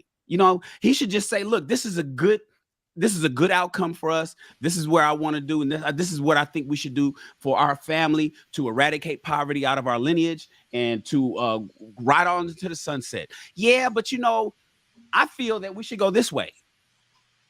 And it's like, well, but babe, this is the way that I've had this plan all along. This is the way we're going to run it. Okay, cool. Yeah, no, I don't want to do that. And now you got issues and arguments. And then now she's feeling, maybe she's feeling like she's not being heard. Maybe she's feeling like, he's controlling, right? If a man comes with a plan and a play, and this is what we should do, you know what? You hear it all the time. Oh, we broke up because he was just too controlling. Oh, you just mean that he had a plan for the family and you just didn't want to follow it? That's what that really means. That's the translation to the controlling part. Or you wanted to go out and have fun and and do some whole shit with your single friends, and he was like, no, you can't go out there, and please change your dress. He was too controlling. That's part of the plan for his family. But you didn't want to do that, so now you ran out. And so that's where the stat comes from. I know, Trill, you don't like stats, but it came from the CDC. It came from the National Center of Health Statistics, which is a division of the CDC. He didn't say he didn't like stats. He didn't like that. The way that the stat work. I mean, you can speak up for yourself, Trill, but no, that's all I'm saying is that stat is disingenuous because it doesn't factor in the many men. If my opinion, I would even lean to say most. are more willing to push their woman away than to end the relationship themselves. I feel like most men think like that. So that's why I don't believe that's that. But continue. Most men fight for their marriage. Most men fight because they know that they lost the game. They know that it's like, God damn, let me continue trying. We don't like men don't quit. Let me ask the question on that. Even when we screw up, we're like, yo, we gotta keep this going. Shannon, I want to ask a question on that. I think we talked about this one particular point in time and on another King Talk show. If a man is doing exactly what he's supposed to do, why would a woman leave? Exactly. If a man, okay, and I'll tell and maybe I'm all alone here, and I don't have. And I can be more specific. I can be more specific if you want me. Like, okay, if he is providing, if he's protecting her, if he is, that emotional support that she needs, if he is putting it down, you know what I'm saying, like he need to, if he is helping out wherever there is a need, and he has the plan, he has the vision, and he is moving in the direction, why would she leave? Yeah, why would she? I'm talking about. Listen to my question though. I got the question. In the 80%, okay, you would venture to say that about 90% of that 80%, that those dudes was doing what they supposed to do, and that woman was like, "Yeah, I can't deal with this. I gotta go."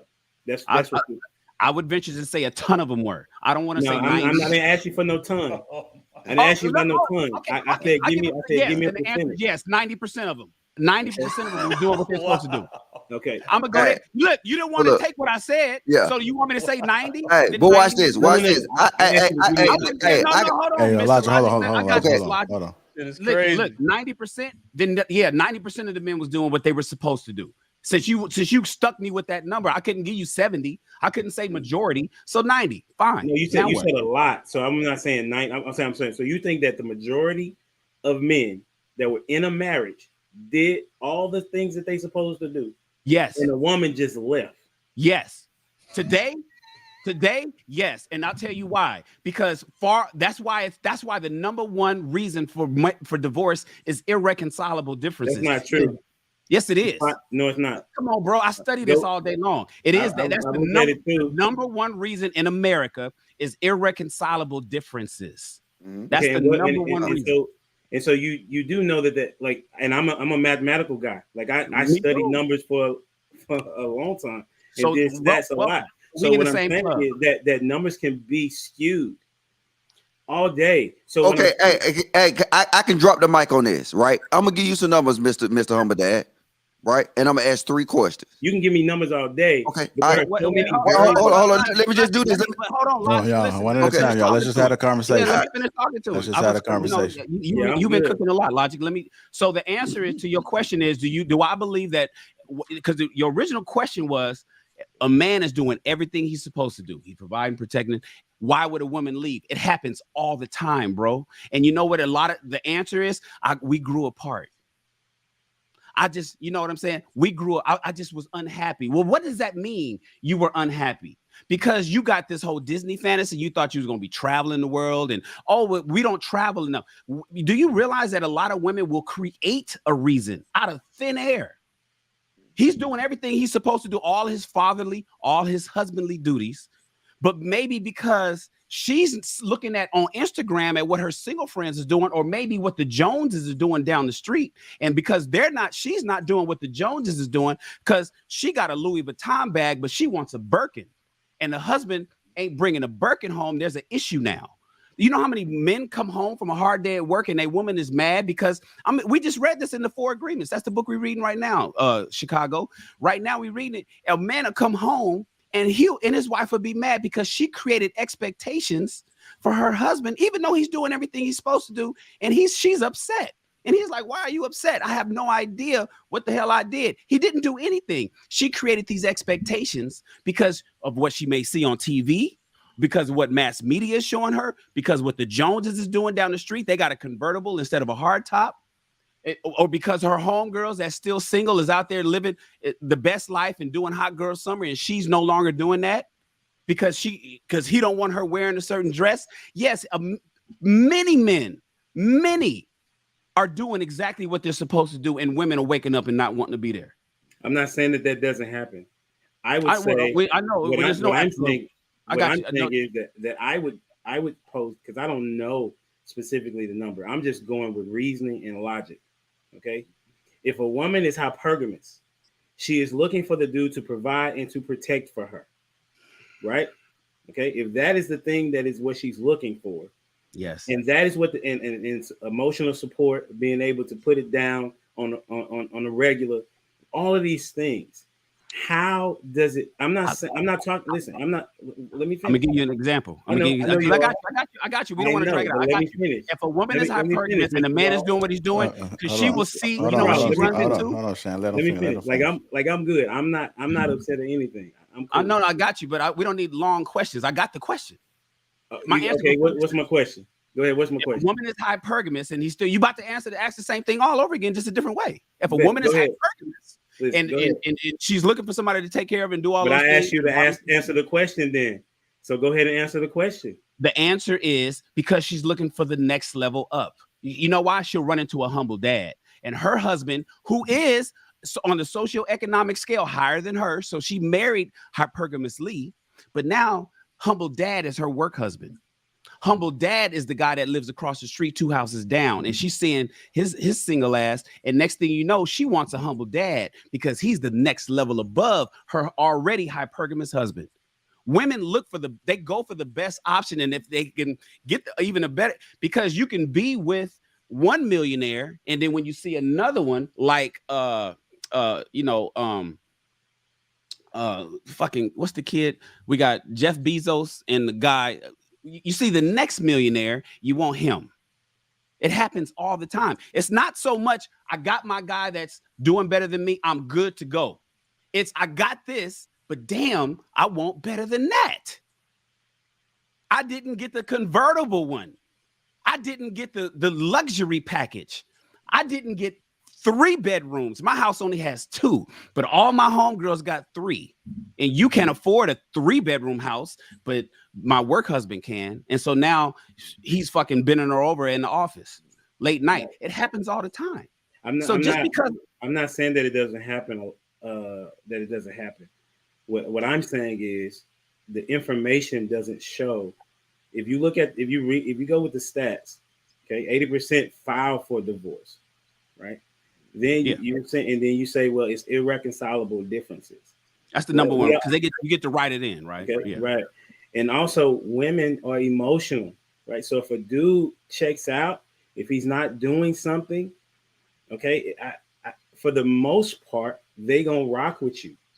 I mean, think about it. If we're talking about that 50% of marriages end in divorce, that means that there are 50% that are being successful. Right. So why is it that there are successful marriages then? Because I'll tell you why. Because because they're usually the older marriages. So now it breaks down between and I don't know, don't ask me why it was age 15. Age 15 to 24 is the highest divorce rate. I think it's 29 out of every 1,000. The next age range is 24 to 30. That was 27 out of every 1,000. And then the next one after that, so on and so forth. It's the young ones that are getting a divorce. The old people it's cheaper to keep her. So while there are people and women that are bold enough to go and do the 80%, and in the Black community, I think it's 60%, but we'll just deal with the American stat of 50%, but there's 50% still there. Doesn't mean that it's 50% successful, happy marriages. It just means of that 50%, there's a percentage of them that was like, hey, man, we ain't got to worry about divorce, or we just stick it out, or we're just separated, or baby, just go your own way. We ain't got to deal with the paperwork, or I don't want you to take my pension, so I'm gonna stick with you. I ain't signing no divorce papers. So yeah, of that percentage, it would be higher if people had the balls, or had there was no financial incentive to lose half your pension and half of everything you built. Hey, Shannon, I got one thing for these brothers. And then this gonna man the disconnect to let them know that I don't disagree with what they're saying. And it's 3 questions, right? Humble dad, how long you been with your wife? Well, she's deceased, but I was with her for 20 years. Okay, sorry about that, brother. No, you didn't know. But 20 years. Yeah.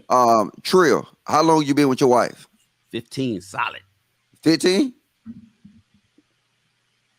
Okay, 15. Ricky, how long you been with your wife? 25 years. 25 years. All right, what I just showed you right now is the disconnect. See, what y'all did is y'all found a traditional woman when the traditional woman pool was more relevant. Now I hear, and I can guarantee you, Shannon, you single? Yeah, divorced Okay. twice. Okay. So now what we're doing is we're talking in circles, and I can dig what y'all say. Even though some of y'all might be younger than me, I can look at Trill. He might be younger than me, but he an OG because he got a level of experience that I don't have. But we can't be disingenuous to the fact that guess what? Y'all, it's the average is what? If we want to average out y'all marriage and y'all relationships that y'all been with these wives, it's almost 20 years, right? 20 years from now will put us where? In 2000. 2000, right? This is The woman of 2000 is not the woman of today. And that's what I'm saying to y'all. That's not the argument. But it is the argument because what happened is that y'all didn't have to reprogram these chicks like that. You see, Hey, you don't even know our story though, bro. You're right. That's where you wrong. That's you where don't know my story. you can have that. You can have that. I'm gonna be honest. You can have it. You can have it, bro. Right? But I don't care what nobody say. Everybody can complain about the conditions they in. Everybody had it different. That's a fact. Right. But the point is, no matter what, when it comes down to a woman that goes against what you're trying to do for them and she goes astray, you chose wrong. No, I don't. That's why I'm single. I leave their ass at the gas station. And that's just an analogy. I don't bring them to the gas. I'm just saying. I just leave them there. You didn't take it at 76. Yeah. So get them one of them 7-Eleven smoothies. But my point I'm saying is like if we can agree that y'all average 20 years out the game is different now. No, bro. This is what I'm saying. Like you don't understand what it is. Okay, I give you my point. Okay, but logic. Humble Dad is dating today. So you got he's a hybrid. You got to give Humble Dad that kind of credit. He was married. He was married 20 years. I hear what all y'all saying, but it's a moot point, God. That's what I'm saying. It's a moot point, right? Why? Look, bro. This is what I'm saying. Yeah, it doesn't matter. Everybody has issues in the dating pool. It doesn't matter, bro. But why would you even get that far with a woman that's fickle? That's my point. Like all this rah. So what? Why you with her? That's Tupac. He would have been like, deuce. No, but what you saying? The reason I'm single is because I'm not with her. But if y'all, I'm with you, bro. I'm with you. But I'm saying this: if you can't understand the point that we're in two separate dating pools. I did. That's not what. Did you hear what I said, Mr. Logic? I said I understand what you're saying. You keep trying to make this point. I understand that point, but for any sex, male or female, any gender, because it's still the same, ladies and gentlemen, male or female, right? To blame it all on a situation when you know it's people out there. I just honestly believe you have to stay in your lane, Mr. Logic, in your lane. With the money you make and the females you deal with, bro, right? They gonna have a certain expectation of freedom and leverage in their relationship. So you gonna be looking at, she gonna be looking at, I ain't gonna jump in his plane because exactly what you said. I was raised to do that. You need to change your dating pool. No, I think but Ricky, this is what I think. Logic. You tell me if I'm right or wrong. Ricky, Trill, Humble Dad, if his wife was still here. If you guys were single today, I got it. I see what you've been in the game and I'm not with you on that logic that they didn't have to reprogram. I think you got to program everybody. And they went through some shit too. No, but we got to do a hard reboot. Maybe they did, but you don't know. Maybe they did a hard reboot and they accepted the software. You know, Ricky's wife accepted the software 15 years ago. 20 years ago since he's been in the game. So 5 years in, he reprogrammed that. What I'm saying is if these fellas was dating today, I know a lot of people would think like maybe Ricky would find another woman really fast. What I think he's saying, Ricky, is if you were in the game today, you'd be like, what the hell is this? I don't remember it like this. I hear what y'all saying. That's God. what Ricky is saying. If Trill was single today, he'd look at it and like, wait a minute. It was easy back in 2010. It was easier in 2015. What the hell am I looking at? He'd go on a date and he'd hear what some of these women are saying today is what Mr. Logic is saying. And Trill, the shit that worked 15 years ago, Trill would be like, oh, goddamn, what the hell is going on? And that's why we're having these conversations and this space is blowing up and this dating and mating market talk that we're having in this section of YouTube is exploding, is because the conversation has changed. But in my estimation, men haven't really changed that much. It's the onus is on women because women fell for the feminism 4.0. I think this started with what's the name asking, what is a modern woman? What is a modern woman? Right. Yeah. And my thought is a modern woman is a woman who adopted 100% or partially feminism 3.0. And we all know that from 3.0 and 4.0. We know suffrage and we know the right to work. I mean, the right to work, and we know the right to vote. But 3.0 was about individualism and diversity, where you don't need no man. That's what feminism 3.0 is. And then the fourth version is empowerment. That's Black Girls Rock and all that other kind of stuff. If you got a woman that embodies that, you're going to have a problem with her following you as a good coach. You got the game. You got the playbook. You a great leader. But if she believes in empowerment, individualism, and diversity, she's not going to want to play your playbook. And I've been out here, bro. I'm telling you, listen, okay, I'm single now. You know what I mean? So my situation is different. And I'm saying, like, I've talked to chicks before, recently. And because I am who I am, like, chicks want to be with me. You know what I'm saying? They want to be on my program. You know what I'm saying? I know they want you. Oh, y'all getting it mixed up. We know they want you. I know they want Ricky. I know they want Trill. I know they want y'all. I'm asking you, do you want them?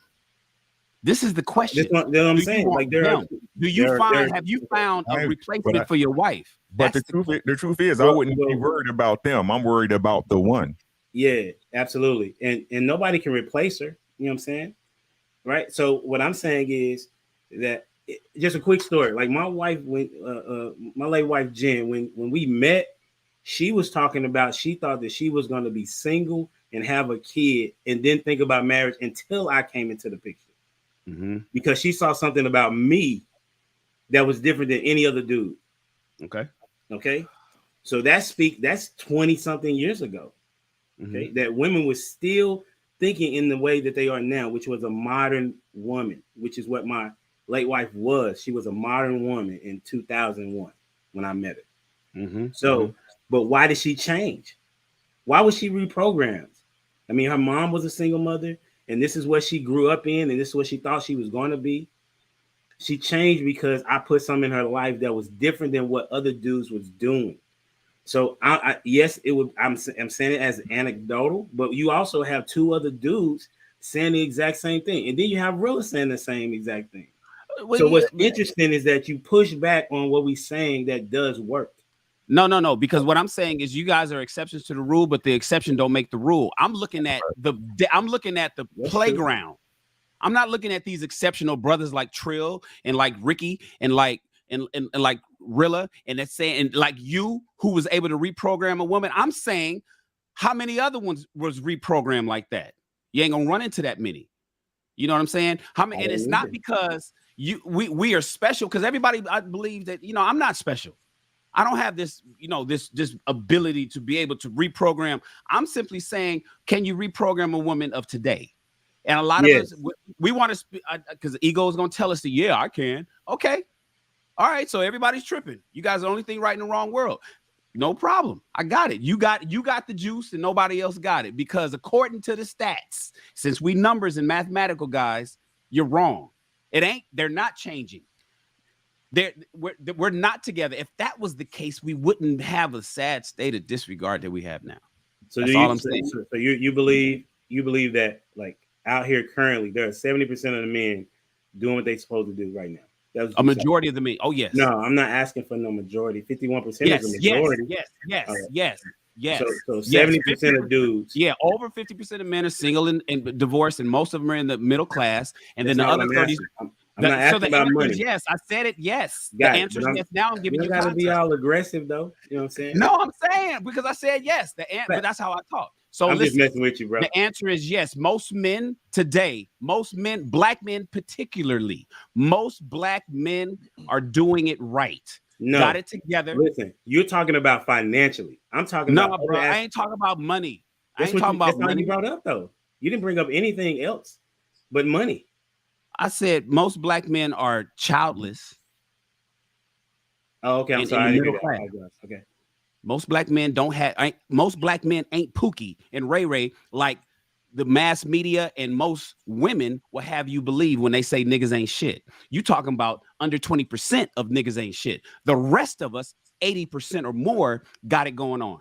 So yes, you said 70. That's conservative. I'm gonna say 80% of us is doing it right. I'm gonna say that's cap, but I mean, I don't want to go in circles. I believe it's cap. I know that. I know that's cap, but I don't want to go in circles. Hey, Shady, when you get tired, tag me in, cause I got Humble Dad and all these niggas on my site. Listen, you're gonna lose too, bro. Like your logic ain't logic. You know what I'm saying? Well, hey, you still didn't get past it. That you talking black men. Hold on. Think about this. What they supposed to do. No, but watch this. This small percentage of niggas that's hard to talk to, and I'm trying to change the young. But hold on, Shannon. Hear me because they already doing what they supposed to. But these brothers is talking about a dating pool 20 years ago, and you talking about reality. 20 years ago, it wasn't no hot girl summer. 20 years ago, all this thought life wasn't existed. So this is the dating pool we existed. I'm telling y'all, I salute y'all. I really have a legitimate respect for y'all to hold it down because that's something that I didn't get. But you still cannot play the game like it's not hot girl year around here. It is. So what? Okay, that's my only point. Listen, I would I'm saying so what? And you right. And my whole point is I don't care either. I'm telling you, I drop them off at the gas station. Okay, let's move on. Okay, yeah, we good there. Let's move on. But Don't you yell at look here. They gonna make us the angry man. Another angle that I feel like we missing. Logic from Adamsville, man. Hey, no, fuck that. Ricky Water fighting this bitch. I like when Trail come with a different angle, y'all. I'm ready to go past this. Different angle. We not moving the needle. I'm saying we need to go on past. We not moving the needle. I know I'm not popular with the women in the chat, and I know Trill is probably popular with the women in the chat. Man, I can't. But I want to hear. Oh my god! This what I'm talking about though, because my only issue with what y'all, well, I ain't gonna say only because I got a lot of issues with what y'all saying, but the main one is that y'all are talking like, okay, it's just the women who are not trying to submit and be in a relationship. Let's keep it G. A lot of men in this era are not in no rush to get in a relationship either. Let's keep that G. Back 20, 30 years ago or 40, 50 years ago, men was way more willing to start a family and get married and be a husband because there was pride in that. Today, it's not. Especially if you get into a bag. Men, why not? You get into a bag, men want to have their options. Most men are not like, because again, like I said, it all comes from grooming, comes from programming. When we young, men are not encouraged to be in relationships. We are not. Women are. Women get validated by the relationships they in. Men get validated by what they snipe and kill. That's what and how much money we make. So as a man, if I've been trained all my life to make money, make as much money as I can, because not only is making money going to solidify me and I can buy nice things or whatever, but the women want a man with money, right? So the more I elevate, the less I'm going to be willing to settle down, because every time I take a step up, it's brand new options available, right? So most men, I would say in this era, are not in a rush to be in a relationship. So I say that to say women are not the sole cause of the downfall of relationships, and that's how y'all talking. That's how it sounds. Like, oh, it's like men already. These girls out here being city girls. No, that's disingenuous, and I can't let y'all fly with that. We're both at fault. Can you say, hey, Trill? Can you say who the y'all are? You know what I'm saying? I don't really want to be lumped in it if it ain't me. Shan and Logic. Okay, yeah. Hey, keep on, Hummer Dad. I'm finna put you on the SIM card because you're real close. Listen, you've lost all your arguments tonight. Nah, actually, y'all dodged my arguments. But see, watch this. Think about this. This is what y'all telling us, right? Y'all telling us that y'all sons coming up, because they got to reprogram these chicks. That means if you got a man coming up and he got to reprogram a chick, right? Think about this. Hold up. Wait, this is what I'm saying. Saying it wrong. That means Yes, you are. You're saying it wrong, bro. No. Let him go. Hey, that's the wanna terminology know. they use. Let him All right. Well, go ahead, Logic. I ain't gonna step on you, bro. All right. This All Chann's right. teammate. Go ahead. All right. Hey, shit, he winning then. But now, if we got to come up and these men today have to reprogram these chicks, you know what's going to happen by default? By default, coming up, they going to program themselves to do something totally different. And then now it's always moving the goalposts, because if these young men know they going into this situation where they got to reprogram these chicks when they get that crossroads, they're going to program themselves to do something totally different. And they're going to be like what you see now. Black men be like, I'm not getting married. Why? Hey, put in the work, Mr. Logic. Mr. Logic, put in the work, bro. Right? It's not going to be handed to you on a silver platter because you balling, my guy. It's not going to happen. For you to get a real one, you're going to have to work for it, my guy.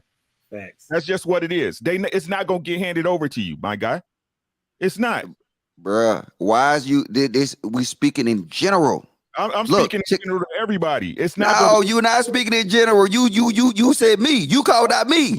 So Okay. that's not general, bruh. Watch this. Watch Because this. I'm speaking out. I'm just saying. If I'm speaking in general, I'm just saying you gotta speak in general too. Because then now you're. All right, look. All right. I apologize. One at a time. One at a time. I apologize. Right. But this is what I'm saying. We can't speak in general then say, well, when your sons. Right. Your sons. That's a general statement. That's a general statement, brother. Let me finish. Right. My son was taught to choose correctly. All the things that's going on out here. Stop complaining about something you can't control. Handle what you can control. Finding the right woman.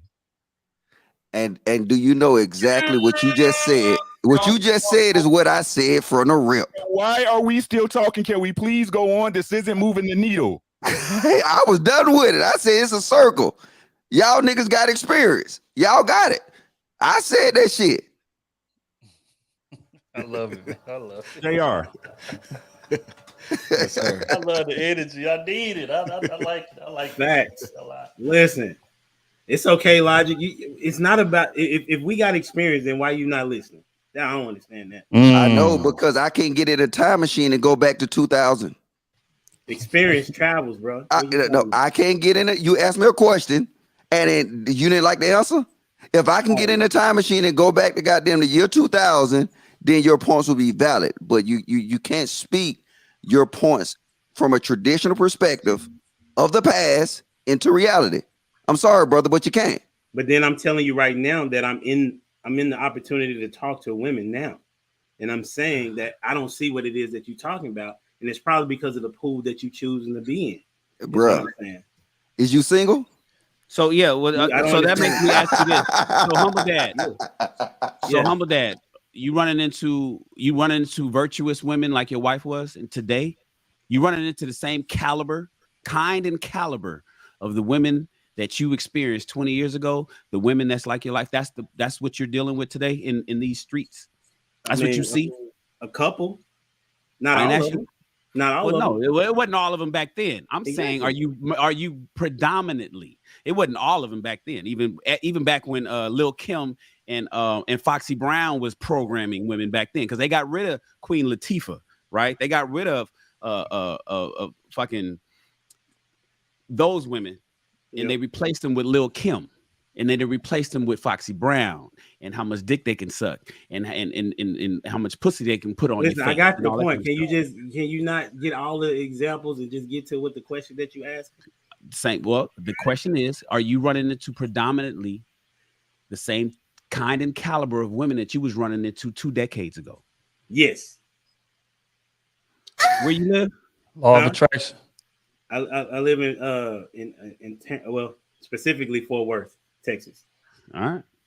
Yeah, they got plenty of them out there in Dallas. That's a fact. But see, again, even Yes, a lot of sir. my gang is single, but they single by choice. They don't have a problem meeting quality women. It's a problem of, okay, am I ready to give up everything that I'm gonna give up to be in this relationship. That's what it's more of. But again, if you're a solid dude, and a lot of my gang is solid, making their own money, got their own places, driving nice cars. Don't matter how, like, and I'm talking about corporate women, VPs and top shelf executive women will fold into the program if you the right, and you don't have to reprogram nothing. They'll reprogram themselves. That's what I'm saying. To get on like, the I right. And again, just taking issue with what Shannon was saying earlier. Shannon was talking like women are moving on just one. Okay, this is my set of rules and this is it. No, women have two sets of rules. Let's keep it G. They have a set of rules for the men that they really like. They have a set of rules for everybody else. Now, if you fall on that everybody else, then yeah, it's gonna be an uphill battle to do some reprogramming. But if you fall into that category of the dude she like, she gonna bend all of that. Oh, he gotta be this, he gotta be. There's plenty of women that's making 100,000 married to somebody making 60 and they happy. Yeah. Because she just that infatuated with son. So again, it's about how much do she really like you for real? The select guy. That's who. But all right. So again, which goes back to the point. These women are more than willing to reprogram for the right man. And you don't have to lift a finger to do it. They're gonna do it on their own. Gang. Look at that. Look at that. Hey, Miss Parker. Hey, Miss Parker. Hey, look, I do want a quality woman. Hit my DM, Miss Parker. If you don't hit my DM right now, Miss Parker, I'm gonna put you on this SIM card. When Miss Parker married, is she? Not tripping. Oh, I don't. I heard some of the talk too saying if Trill was single today, I'd be in a relationship tomorrow if I wanted to. Nah, if Trill was single today, he'll be out here just like Mr. Logic, beating backs down. I'd be in a relationship come on, tomorrow. cut this shit. Y'all niggas ain't real, bro. That's a fact. That's a fact. Bro, I thought your name was Trill, bro. Hey, you done lost a Trill out of that, man. I'm gonna call you Crew, because you gonna be just like me. You gonna have these chicks, and then you're gonna be just beating their backs out, because at the end of the day, they ain't what you got in 2000. Bruh. Stop the cap, man. I can't believe y'all, bro. Trill is basically saying he didn't even hear what he said. Logic was so ready to have an answer. Already said. Trill is basically saying, and Humble Dad has already said, if Trill was single today, he could be in a relationship. We can all be in a relationship tomorrow. Right. But Trill is saying that he will find the kind and caliber of woman that his wife was or is in one day. Well, we ain't gonna just jump right up to the quality she is. But if the girl is close, then that's valid. No, that ain't valid, my G. No, because I mean, you know, we talking about my wife. We talking about a different kind of quality. But again, that's what we said, Trill. I'm saying, look, Trill. This is what I'm saying. Mm-hmm. The car models is opposite nowadays, bro. They're not steel. I'm telling you. Plastic. Hey, look. Hey, Trill. Humble Dad got he getting cars that was built as solid as they was. He getting hey, look, Trill. I'm gonna tell you this, Trill. I got a lot of cars. I'm gonna tell you two cars I got. I got a 77 Eldorado, right? Mm-hmm. I can goddamn run that bitch through a brick raw and it will be no scratches on it. Mm-hmm. A raw? I got a 2020 Cadillac Escalade, right? God damn it, it's snow hard that bitch get dented up. So now what I'm telling you, it's a different caliber, my dude. When what you had in 2020, 2000, that's a different caliber. You're lucky, bro. So I'm telling you, you know what? If you was in my position right now, you'll be doing the exact same thing I am. Having a goddamn nice ass car, but it's easily get dented up. Because these chicks right now is so vulnerable. Like, Eddie, it's not, y'all lucky, bro. I'm giving y'all props. No, Logic, it's your. I admit to being lucky. You're shopping at the wrong dealership, Logic. You're not going to the right dealership, and the cars that you shopping for, Logic, is the wrong ones. But you gotta go. Hey, Humble Dad gonna tell me. Humble Dad gonna tell me I need a goddamn helicopter or a spaceship. Humble Dad's dealership. They make them different at Humble Dad's dealership. And you know what, Shannon? That's great what you use, bro. And hey, Mr. Logic, you like what you like, so you're gonna keep getting what you get. No, because I still got a 77. You know what I'm saying? I still got some old schools, and I love my old schools. But at the end of the day, that AC don't blow hard like they do in that Escalade, bro. Oh wow! So like I said, these chicks got these modern day chicks. They do got good attributes, but they don't last long. Oh yeah, they pretty. Ooh, y'all love my analogy, don't it? Oh, they Put pretty. that 77L dog in the chat. Hit that like button. Y'all join that membership. Hit that super chat. Y'all niggas quit being cheap. Y'all don't get no entertainment like this on YouTube. Cheap ass. Let's go, man. Yeah, so you gonna call him cheap and then ask them for money?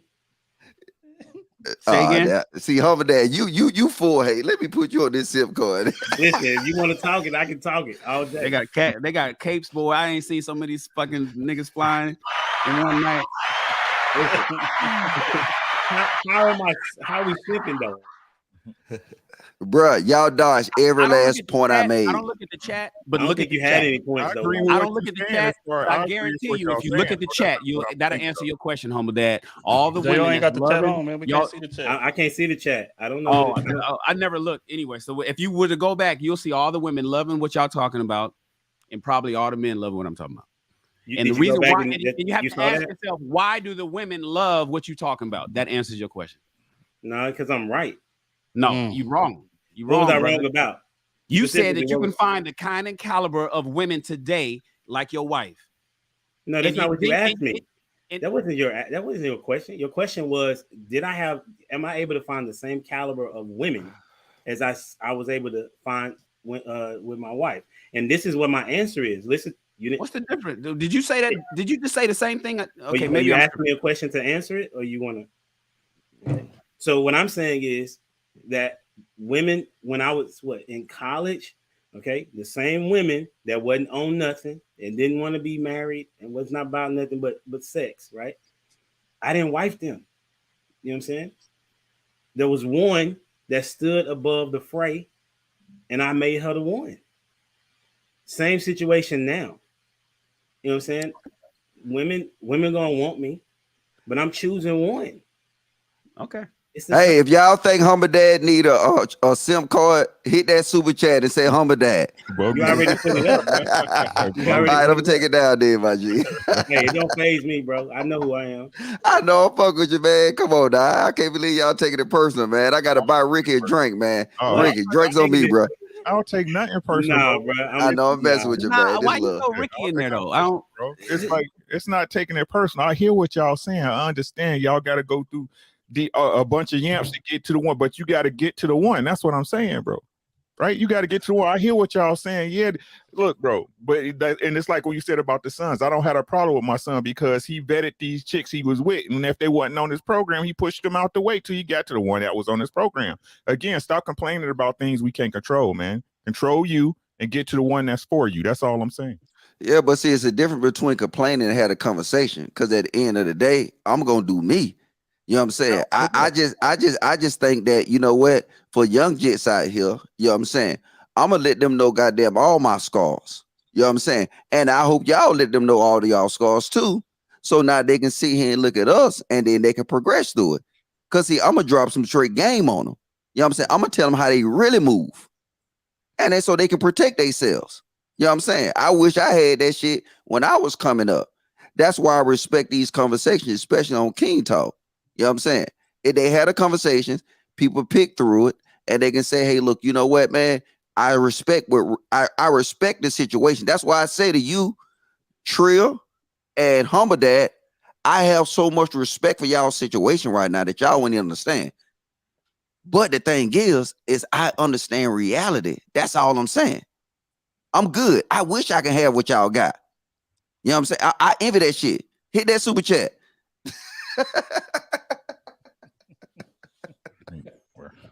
Boy, tonight. What is going on? Is this Mercury retrograde? What's going on tonight? Oh, this is perfect. I like it. Hey, Maybe I had grown men in the room too many times without a little bit of smash the like button. I like that. Smash the like button, y'all. Shout out to the chat. Shout out to the chat. Man, I see Trey when he got the cup, man. Y'all had me drink my whole drink in one sitting. I ain't never done that. Yeah, juice go get you loose, man.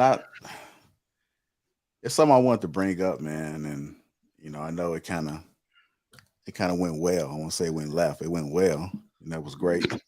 But I still feel like I need to bring it up though, real quick. I think this is important, Hit the like button, man. The likes are down, man. I'm looking at the likes. I don't know what y'all seeing on y'all end. I'm seeing 588. What y'all seeing? 587. No, I'm only on StreamYard, so I can't see. Yeah, let's get the likes up, man. That's ridiculous. Let's get the likes up. Let's get the likes. Let's get the likes up to 800 at least. So 800 people been consistently watching. 598. Y'all being bogus out there. Go ahead to like. Get the likes. All right, let me go ahead and get into this story. I got a story to tell, right? I was building up to it. I know y'all probably can't see it because it's so far away because we had a lot of things happening in between. But the story that I want to tell, and the reason why I brought this up, it's a privilege for her to be in your presence, is because I had a friend. He hit me up yesterday, like midday. That's a friend. He's a little younger than me, you know, and he often hit me up, try to get my opinion on certain things. And so he had this young lady that reached out to him and asked if he could be her Valentine. And so, and I'm just like, okay, I'm gonna let him finish. Let me see what he's gonna say before I give him my thoughts about it. And what he said was that, you know, he went out a couple times before. She asked about him being her Valentine. She bought a dress, got her nails done, was getting her hair done. She also suggested about some flowers that she liked. And so he asked me, what should I do? And so I'm immediately thinking, like, how do you not know what to do? Like, how are you confused? But then I also thought about how many other men out there that I see are confused and outside and that are doing some of the similar things that he's considering doing right now. It happens every day, B, right? You know, these are things that we talk. This is the reason why we talk about stuff we talk, because even though things may seem logical to us, it may not seem logical to everybody else. So he said, I'm thinking about cancel, but I'm gonna feel bad. He said, I also know she's not trying to give up no ass. So I'm just like all over the place trying to figure out what type of advice to give him. I said, how long y'all been dating? He said, I only went out with her a couple of times. And I said, it should be an easy decision. It should be an easy decision. You shouldn't have no problems telling her that I don't want to go out. Something came up, I'm gonna have to cancel. Whatever it may be. Couldn't, but go ahead. No, tell him. Don't have him lie. But go ahead. I mean, it's not lying. I mean, if he don't want to go, he don't want to go. I mean, he don't. Yeah, but you said say. Anyways, go ahead. Yeah. So, I talked to him today. He said that he didn't wind up going out with her, and then he sent me kind of like a screenshot of how it went, you know. And she was like on Valentine's Day, and he predicted it because he said the minute he told her that he didn't want to go nowhere, that something came up or something like that she was going to say on Valentine's Day. And he said, and then he proceeded to say he didn't really care about her anyway. You know, she's not trying to give up no ass. The main thing he was saying, he's one of these brothers that's seeking to trying to make better decisions when it comes to dating. But I just couldn't understand why he didn't see the answer for himself. And so that's the reason why I brought this topic up. You know, men have to understand that it's a privilege for women to be in your presence. You know, to me, it appeared that this woman was either trying to do it for the gram. She was looking for a free meal. She wanted to put on this facade as though she was out kicking it on Valentine's Day. And she, you know, she said, she suggested, you know, won't you take me out? And so that's the reason why I was asking the questions in the beginning to kind of gauge what you guys thought. So if you had some advice to give him before all this went down, what would it be? Just real quick. I would say confidence, man. I think that's the main thing you're missing. That's the main thing a lot of dudes missing in terms of women that they're dealing with. Most dudes, especially if she super bad or he feel like she kind of out of his range, he's gonna go with the program. Just to do what he got to do, just to say that I'm, you know, associated. I got to take her out. I'm, you know, of course he want to smash, but whatever the case may be. But when you got confidence in yourself, you're able to pick up on them signals pretty quick. And it's like, hold on, wait. This ain't adding up. 1 + 1 last time I checked did equal 3. You know what I'm saying? So, but again, that takes confidence to have. So my advice would be to work on your confidence, man. Like figure out what it is that you're not I don't know, like when you look in that mirror, you don't feel that aura, you don't feel that charisma, that swagger. You need to figure out what the root of that is and fix it. Once you do that, your issues or the trouble that you're having deciphering women is gonna go away because you're gonna force them to move instead of you thinking how to move or how to navigate. You just do you, and they gonna move according to your drum. It ain't got necessarily nothing to do with money, looks, whatever the case may be. It's about charisma. It's about confidence. It's about aura. If you have those things, then you basically put the ball in her court and force her to make moves. But that comes from confidence. So that would be the advice. Now, did I hear you say they went out a couple of times already? Yeah, he went out a couple of times with her. You know, he told me he went to a little rooftop. But I mean, my man's a little cheap too. He a little cheap because he was like, I'm gonna be honest, because he was like, man, she ordered 3 appetizers, man, fucking $89. I'm like, okay. I wasn't concerned about it. I told him, don't be concerned about the appetizers. I mean, $89 is really not a lot. But basically he's saying he's trying to find himself, man. I mean, he's out there listening to the shows, man. Is he young? He in his early 30s, but he's dating young. And so what I told him, because he's listening to Kevin Samuels, and I say, man, you probably might need to listen to somebody like you know, like Steph is Cold or something like that, man. Somebody that's giving you advice on some of these younger chicks and how to have your mindset, man. Because I say you want to listen to both, but you gotta understand what you're dealing with. You're dealing with these. Go ahead. And she asked, and she suggested that you should take me out for Valentine's Day. Right. She reached out to him and said, Nah. I want you to be my Valentine's Day. And she started getting ready. So you already know what that meant. He was gonna be providing for that day. He's gonna be funding the whole thing. Nah. She sent him some flowers. Nope. And said, you know, these are the type of flowers that I like. And he's sitting there asking me, man, what you think I should do? Because you say he was like, you know, I'm a nice guy. Because he is a nice, he be doing some nice ass shit. And I be telling him, like, dude, you be doing the most for these chicks, man. I said, you don't have to do that. Nope. That's a negative. That's a big negative, Ghost Rider. Right? Red flags. If they've been out and ain't nothing happening or they ain't moved towards nothing, why am I wasting my time? I just keeping it 1,000 out. Like I said, like Trill said, confidence is key, right? If he's confident and he's presenting himself as the man and what he's looking for from her, that should be on the table and understood already. Look, shorty, this one I'm on. What you on? Right? We pushing 3 dates and you calling me talking about I should take you out now. If I was really rocking with you like that, I'm calling you, be like, you need to get ready, shorty. What's happening? Right? She's a foodie. You know what I'm saying? She's a free foodie. She getting that free date off of you, my guy. Yeah. Right? Oh, bro, the intentions are out there, bro. If your intentions have been made, bro, there's nothing to talk about. She should already know what you on when you call her, not she calling you. Nah, bro, you should have kicked her to the side. And you should have told her that on the phone when she called you. What you talking about? Yeah, I should take you out. What you on? Shit over with. All right, I got a whole different outlook though, and check this out. This is, I get ready for the smoke though, but I'm telling y'all shit for real. Y'all niggas listen up. And it's crazy that you brought this up because I was just talking about this on Antoine channel. Is that vet. Before I even take a chick out, I'm vetting the hell out of her. I'm looking for telltale signs.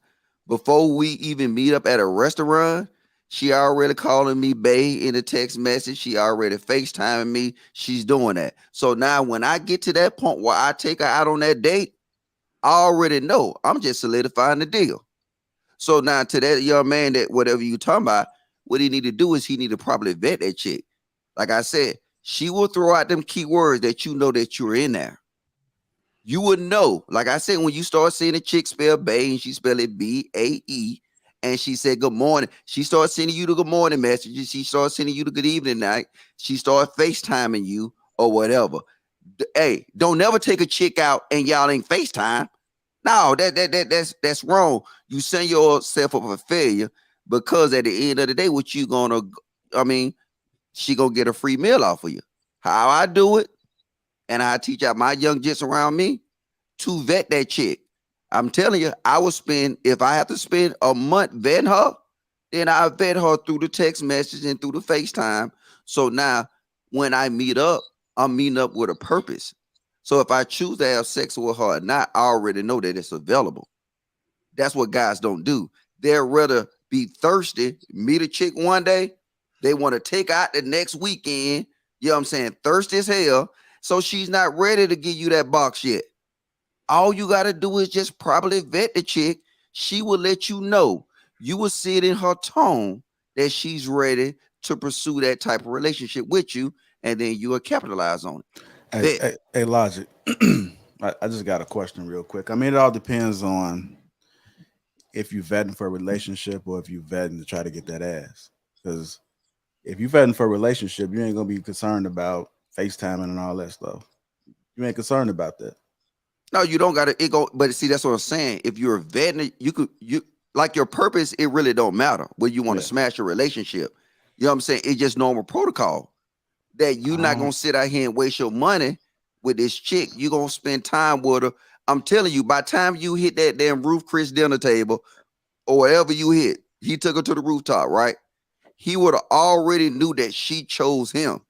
But see, men today, they take these chicks out on a date, and then all they got is a phone number. That chick now to give you some assurance that she chose you. Once you get that, I'm telling you, trust me, I'm 3 things. BAE, good morning, good night, Texas. Once you start getting them, you'll start seeing she would just say to you, I'm ready to meet. I tried to even have a chick call in the other day to tell her how it worked. Niggas was hating on me. No, it works, bruh. I'm ready to meet you. Now you know you seal the deal. So now if you choose to have sex with her, or you don't have to have sex with her, you know the option is open. You know, the wild part about that is, and that goes in line with the confidence piece. Because when you're not confident in yourself, right, you will start interpreting things wrong. Because you're just happy to be there. And you so thirsty to get that ass. It's like, damn, she bad as hell. You know what I'm saying? I texted at 9. She didn't respond to 4. But you know what? Maybe she was busy, man. She might have been busy. You know, she worked hard. You know, You get to talking yourself into shit that you just like. But when you get to a point to where it's like, okay, I'm not pressed for this. Mm-hmm. Then you get to sit back and analyze from a more objective place. And it's like, okay, if I get the ass, it's cool. If I don't, it's cool. I got 4 more lined up anyway. Type of situation. When you start having that type of mindset, then you'll be able to vet these women properly. But that takes confidence to have, because the vetting process could, again, it's like Mr. Logic say, it could you could be able to vet it in a week, or it could take 2 months. If we go keep it real, you know. But if you keep it on the phone, you keep it on the phone, you save money and you control the pace. Got it. But see, the thing is, where I'm kind of with Trill on this, because Trill is saying put the onus on yourself and have the confidence within, and everything else don't matter. What you doing, what you saying, Logic, and I wanted to rock with you, but you act like there ain't no Oscar award winning actresses out there. You talking about Bae. You got some women that start calling you that day too, and all she still wants is to eat some food. That's real. So you making it seem like these little indicators and markers is what and all you did was talk and do a couple FaceTimes, and all she's thinking about is Ruth Chris. Huh? So I want to follow up after you. Go ahead.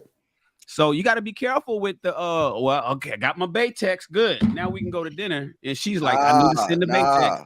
It ain't just that one thing. I'm simplifying it. I know you saying, look at this and look at how she move, and does she call and say good morning and all that kind of stuff. There's still actresses out there. Sometimes you just got to know the power within yourself, whether, okay, she wasted my time. That's fine. I think Trill just said that. It got me repeating Trill. Yeah. It's all about me, but go ahead, JR.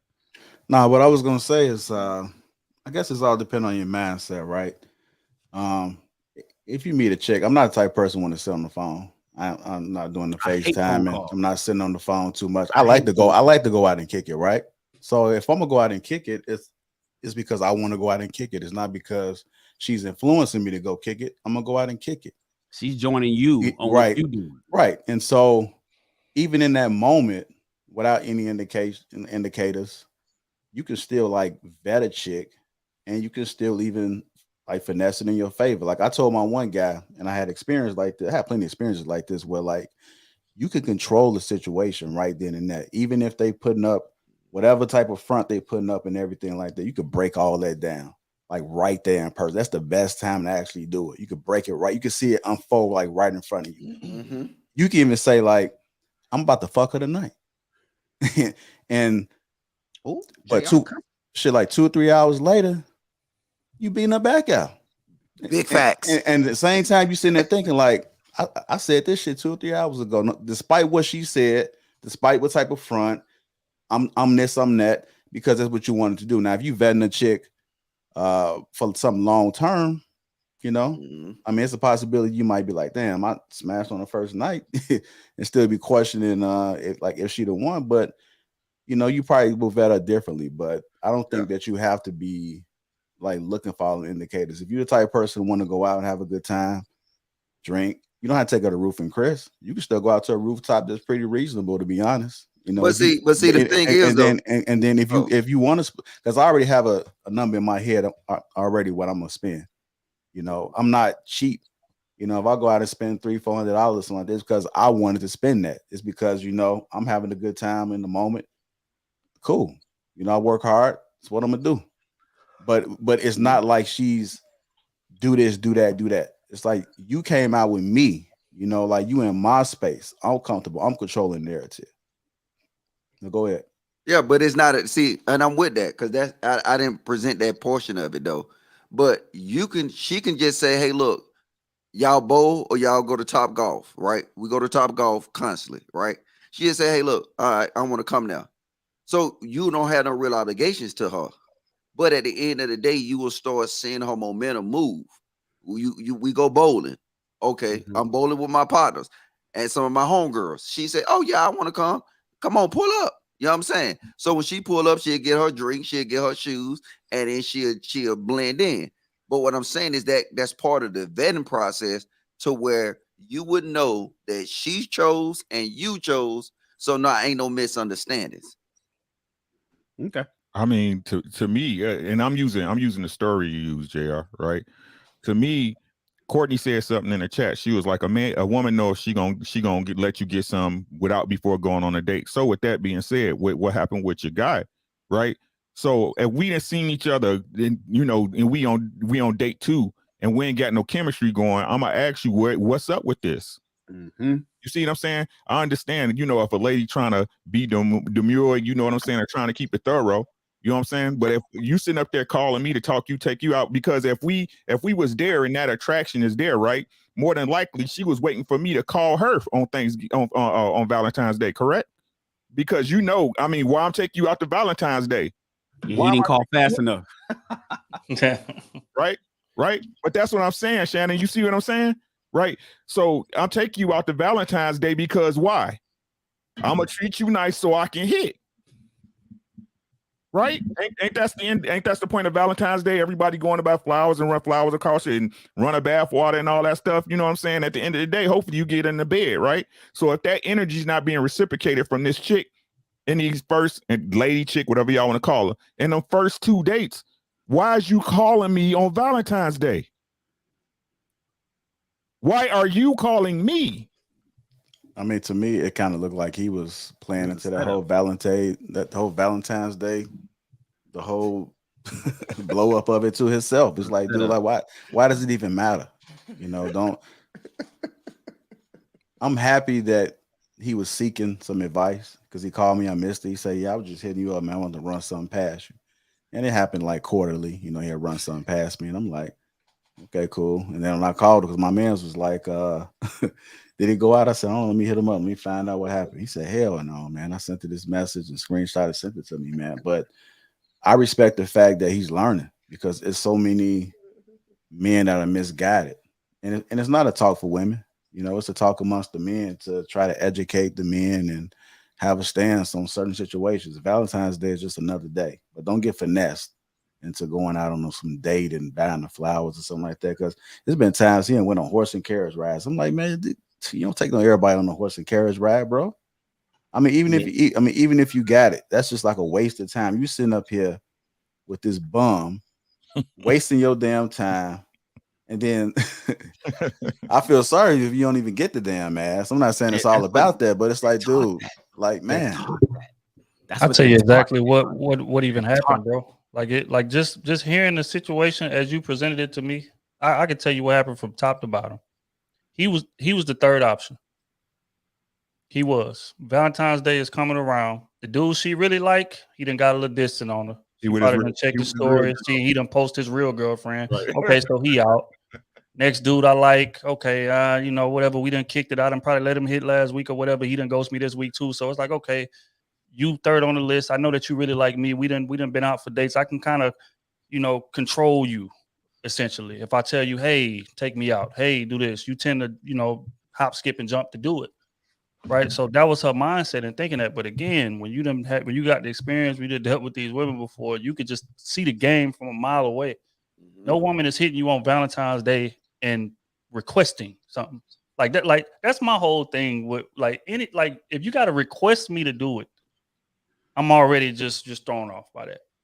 Because especially if we done been on multiple dates, that means that our chemistry is nowhere near where it need to be. Facts. That's what I'm nowhere near. So for you to reach out and insist that I do no, he was the third option. That's what happened, bro. And see, that's why guys, when I tell young guys when they feel like they got finesse, you give her $5, you take it to the gas station, you tell her go get some gum, and you pull off. Drop at the gas station. I'm telling you, because if more dudes do it, then these chicks will learn. I'm telling you, hashtag drop off at the gas station. That shit work. And I don't, like I said, I don't even do it no more. I already know the deal is already closed. I'm just going through the motions. Hey, drop the ass off at the gas station. This shit real. Hey, Trill. He checked in too late with you, JR. Go ahead, Ricky. Hey, Trill. It's like he said, you know what? You gonna take her out for dinner. And she only gonna take 2 bites out that spaghetti, only 2. Right? She gonna bring that $80 meal back to a real nigga. You know what I'm saying?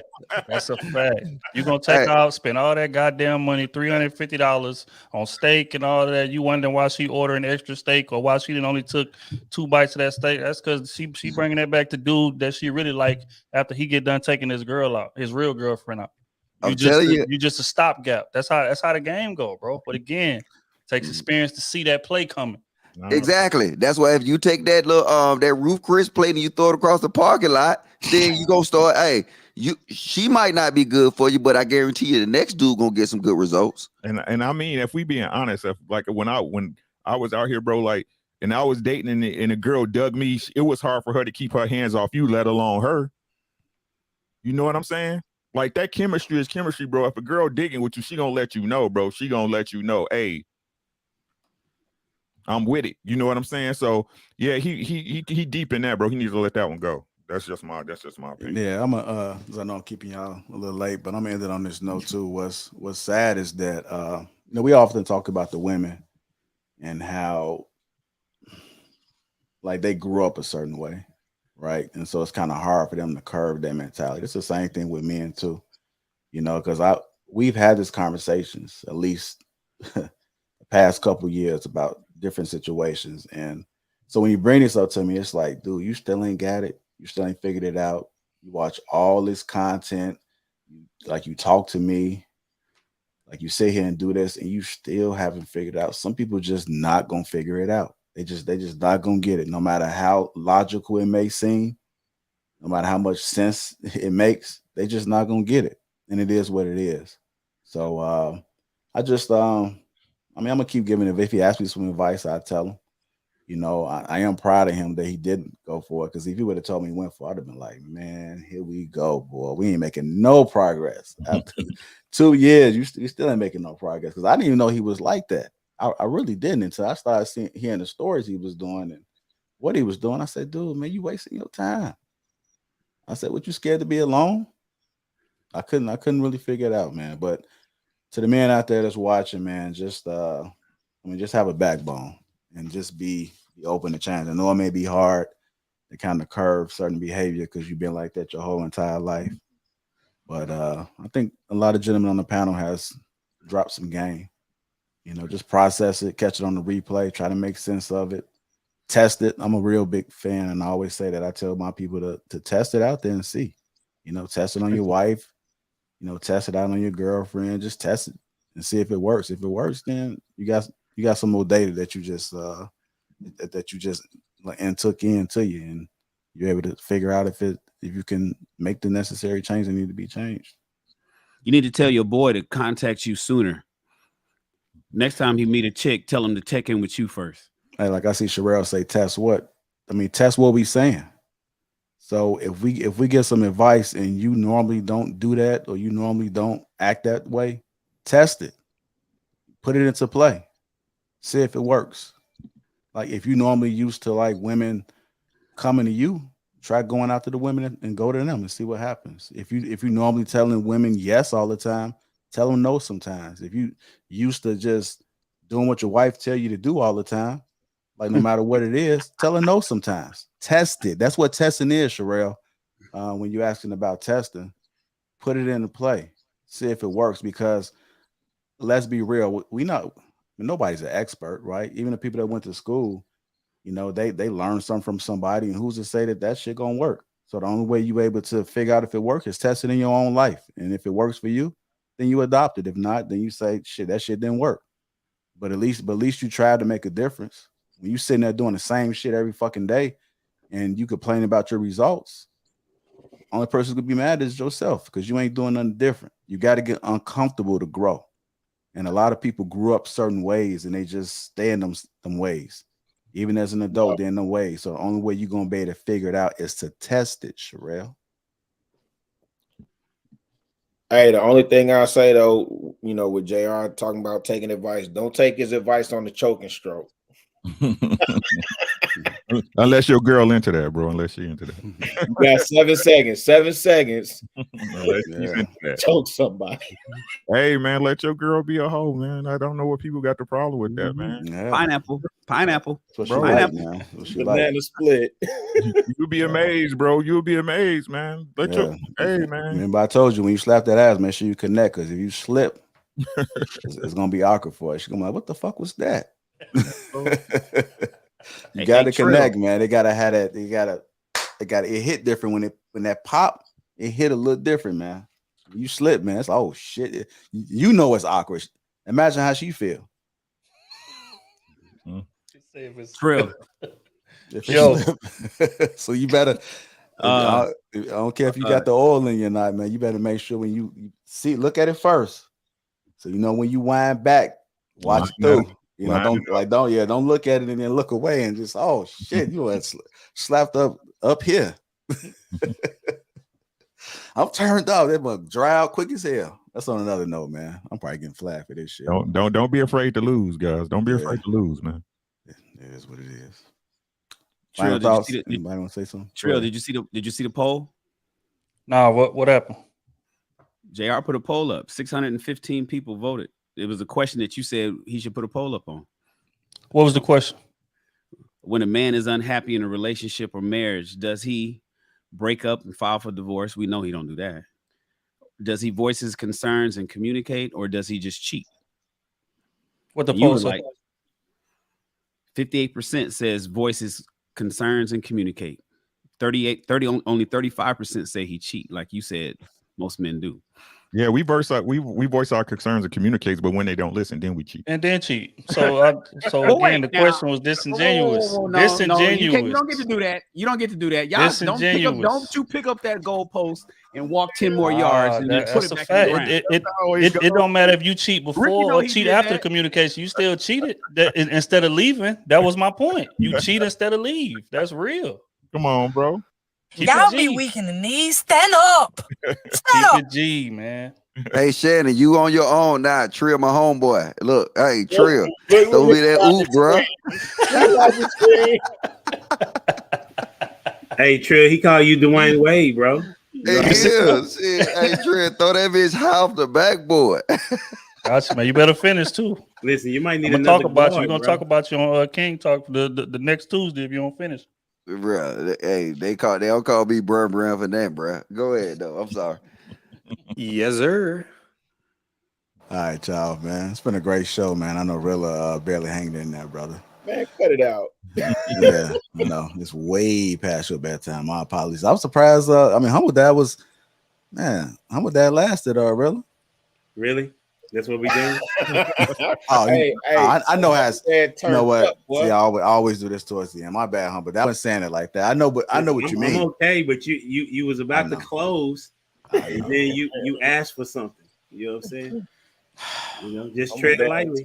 King Todd was going nice and smooth, and Todd just threw that shit in. Yeah. Get this work tonight. Humble Dad say you gonna get this work, B. You gonna get this work. Now. Well, it's a great show, fellas. I definitely appreciate you. The people that's out there watching, thank you for the constant support. Thanks for the engagement. Hit the like button on the way out. Green Gang, I see you in the chat. I appreciate the chat, man. The chat is engagement as well. You guys kept it lit. I mean, this is the most lit chat that I've seen in a while, so I appreciate you. Thanks to the mods. Shout out to Courtney, Michelle, Sherelle. And then I don't think I see no other mods in there, but we appreciate y'all. We appreciate all the members, man. What's coming down the pipe on the network this week, JR? What's tomorrow? What we got tomorrow? JB Broken Dusty. King Lapeef Let's Talk on Thursday. Friday got a show coming for y'all, man. I got something in the works, man. We got some magic that about to be made.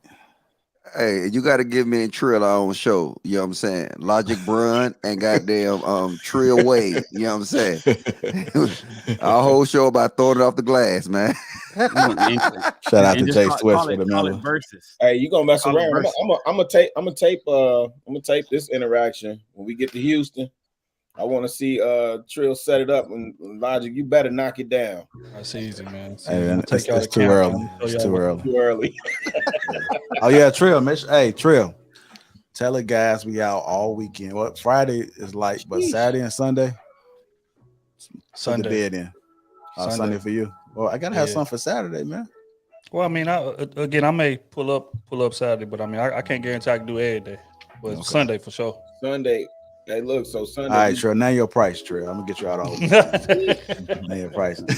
You gotta go back home like it's an extra. You know, just imagine what we could do with this. It's like free money. That's gonna be a blast, though, man. I can't wait, man. Yeah, it is, man. I'm hoping the weather is nice, man. Yeah. Hell yeah. All right, y'all. Thank you, gentlemen, man. Y'all enjoy y'all night. I appreciate y'all, man. It's been an awesome show. I like this song, man. Logic from Bowen Homes, man. Yeah. No Logic over there. But my name ain't Logic, man. My name LeBron, nigga. Call me LeBron. All right, man. I appreciate y'all. All right, y'all. All right.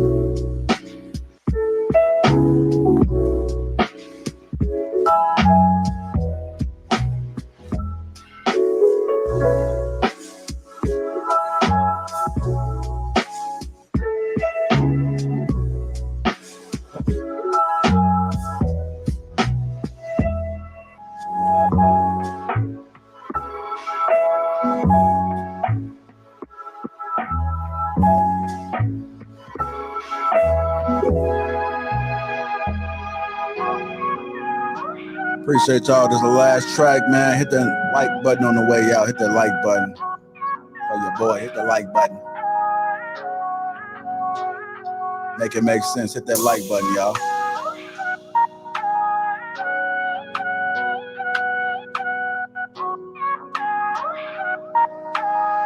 Houston is our first stop. Get y'all tickets April 23rd. Let's go.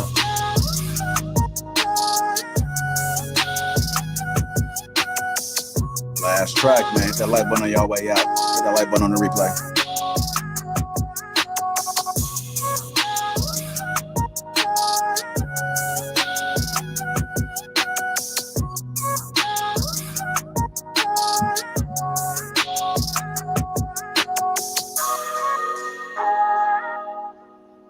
Oh.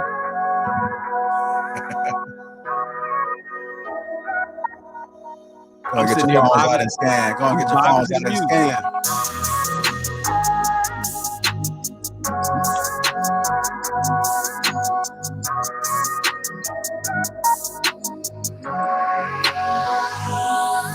Hey.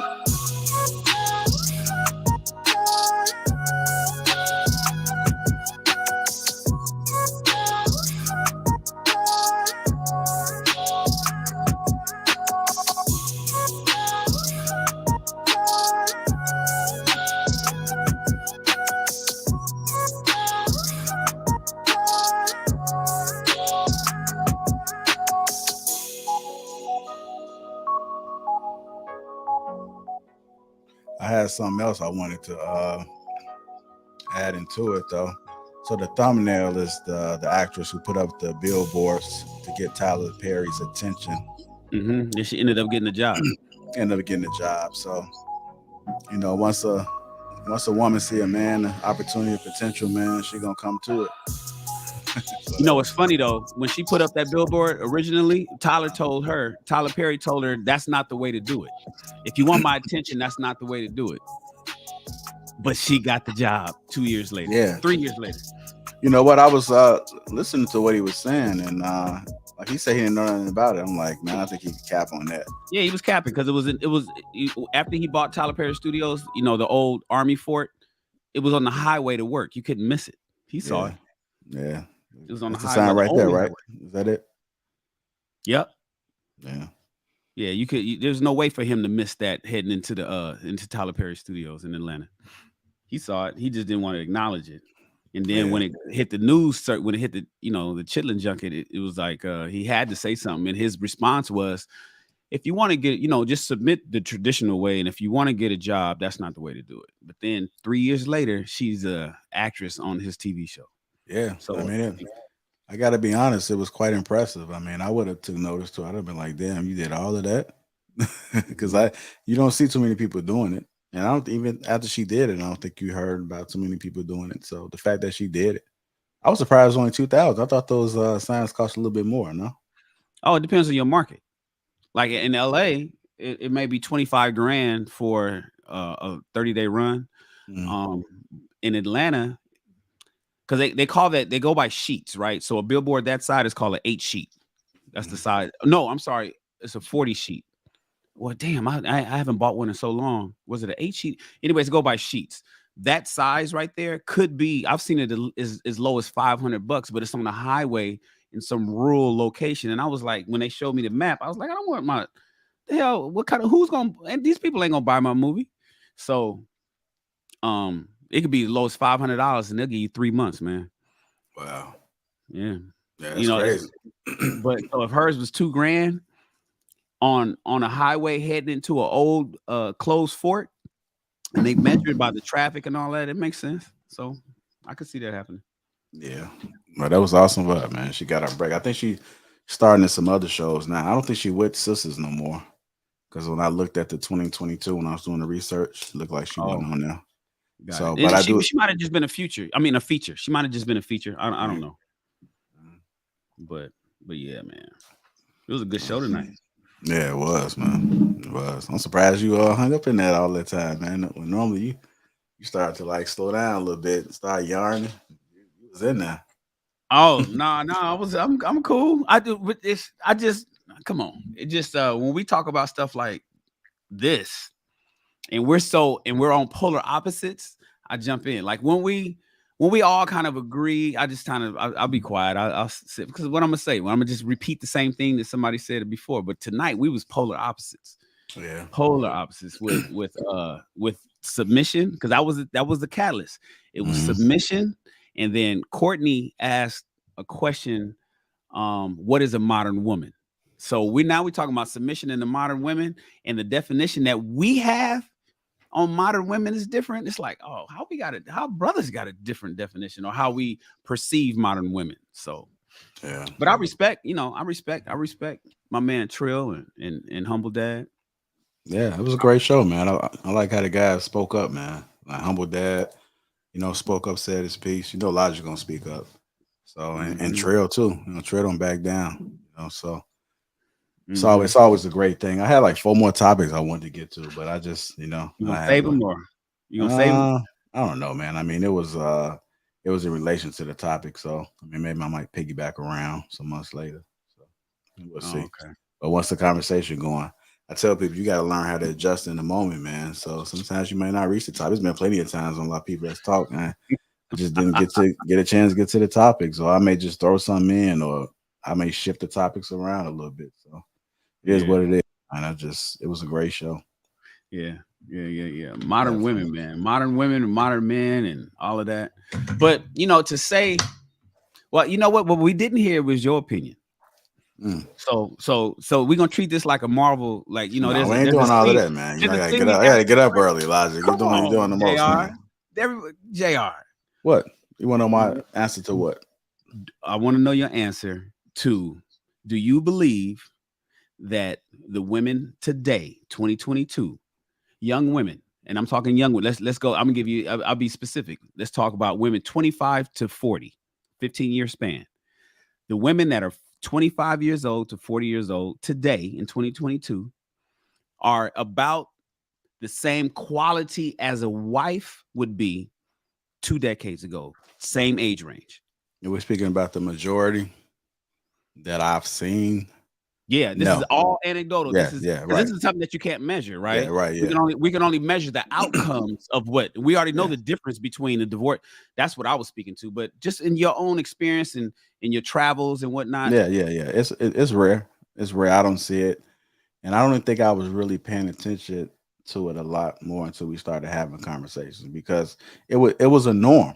It was a norm to see women doing a lot.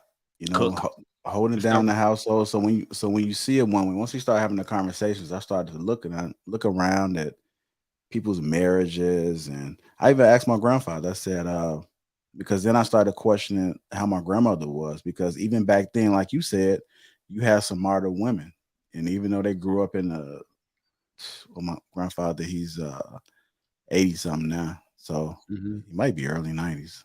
You lose track of that, but nevertheless, he said that my grandmother was modern, and he didn't challenge because she was combative. And so he just, one day he said, I'm gonna handle everything outside the house. I'm gonna handle this, and you just worry about this, because he didn't want to deal with her mouth. So instead of having the ultimate stance over the household, he just, set a role for her. But she was a big baby. She was spoiled. She always wanted her way. She always asked a lot of questions, and she didn't argue, but you can kind of tell that she wanted her way, and my grandfather would give her way. Just to avoid the headache. Right, the headache. And so what he did tell me, I said, well, if you could change that, would you change your response? And he said, yeah. And I asked him that last year. She passed away. And it was a conversation that we had, because I was sitting here trying to piece this all together, of how things are. And so to answer your question, yeah, I think there are a lot more modern women that I've seen. And I know that they don't even realize it. Like, you can't even blame them. You have to blame the parents, because like we were raising. You just see, I wanted to interject that, because somebody was, that was where Logic was at. Logic, when I had said, Logic, you saying it wrong. Logic was saying that the guys have to program the girls, like, and then he was speaking on somebody's son having to try to program these women, and I'm like, nah, it's the parents. That's when I said, Logic, you saying it wrong. Your son ain't gonna be able to reprogram her. Her parents should have reprogrammed her. Yeah. So, like you saying here, because it's a cycle, just like trauma, And one of the things I tell my son is like, look, even though we going through some things, we got to be the one to curb it.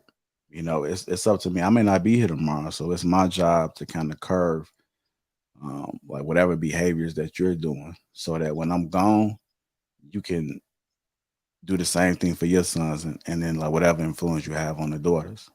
So like you being the man that you're supposed to be in the household, it's gonna rub off on your daughter.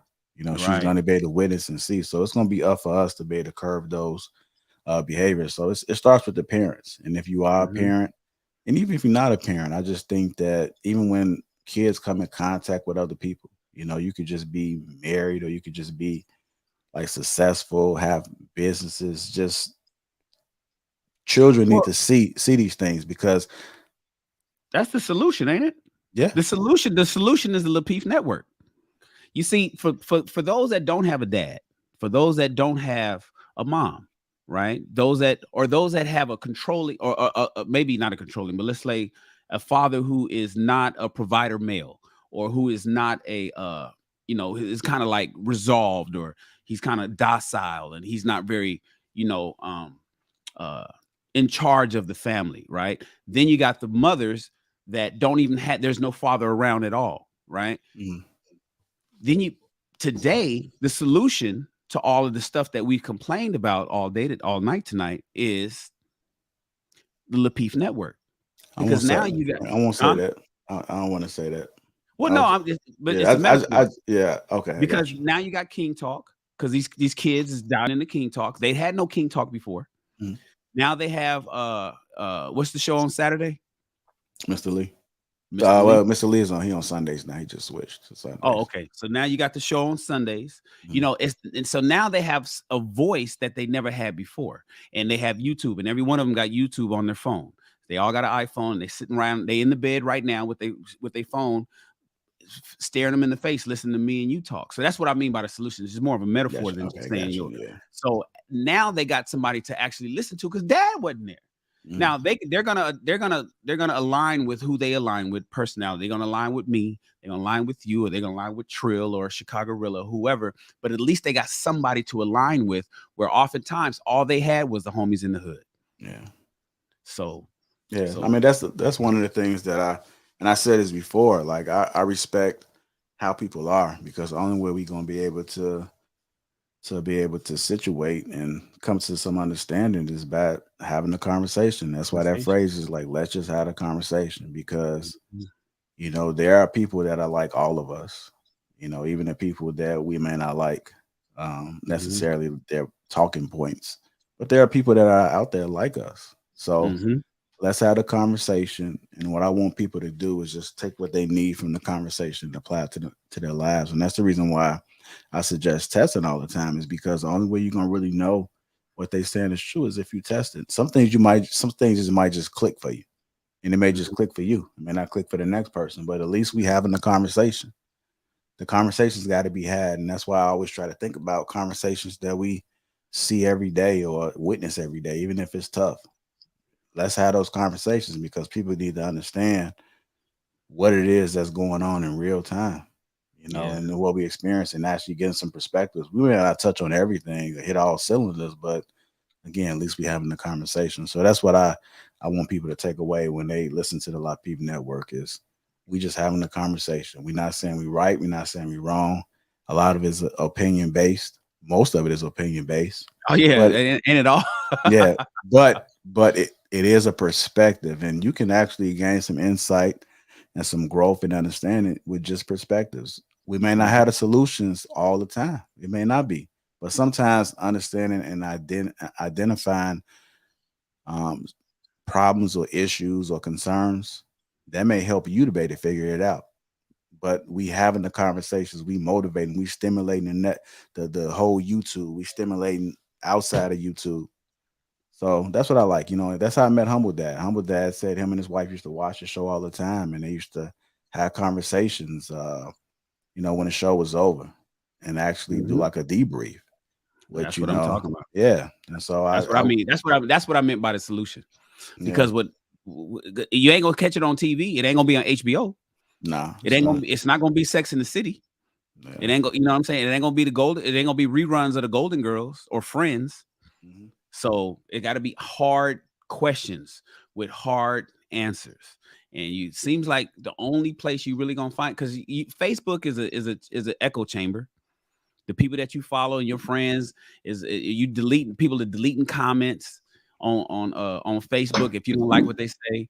So that's an echo chamber. Instagram, another echo chamber. Twitter, another echo chamber. But over here at YouTube, you can't if we live, I'm gonna say what I'm gonna say. Trill gonna say what he gonna say. You gonna say what he, and you gonna say what you gonna say. And by and large, we don't edit the videos. We just let them ride out. And so this is where you kind of getting it hard and raw. And that's what's good about YouTube. Having these conversations over here, it's not necessarily an echo chamber. You're hearing it from everybody's perspective, and that's great. Yeah, I agree. Mr. My fault. It was No, you good. Yeah. All right, big dog. All right, man. I know it's still early over there, but it's late over here. Yeah. I'll talk to you, man. I appreciate you. Go. All right.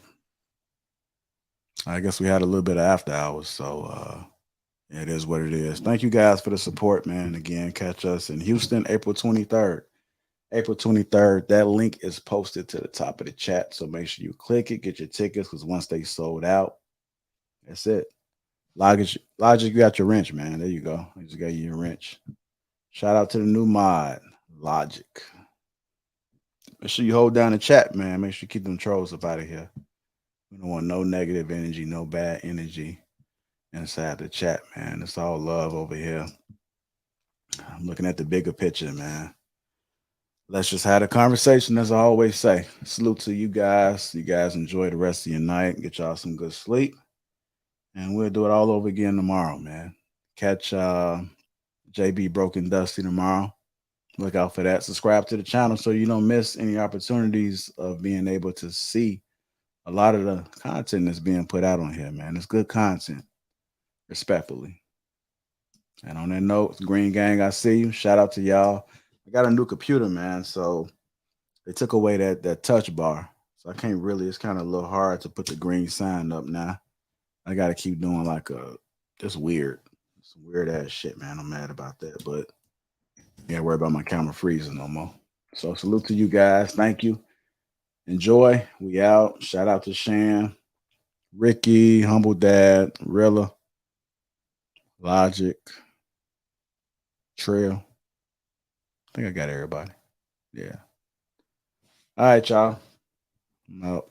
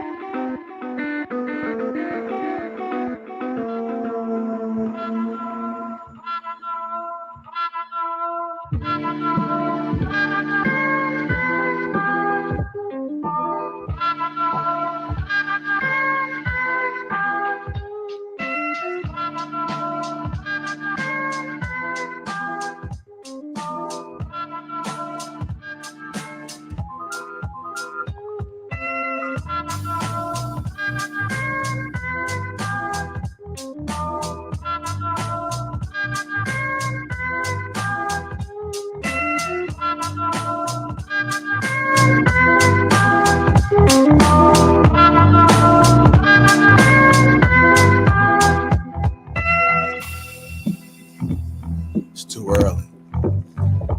I'm like, come on, bro. Gotta feel that teach. Uncomplicated skincare for me.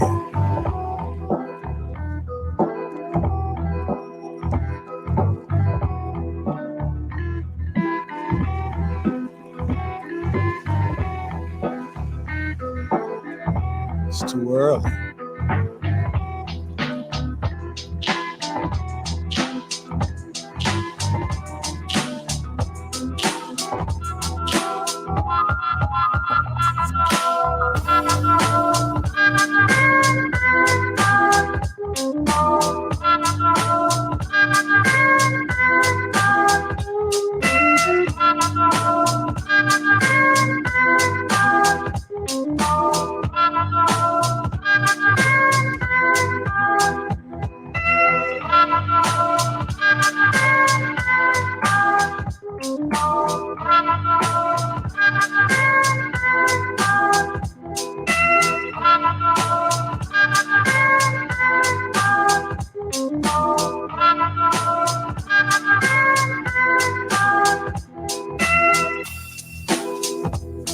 Too early.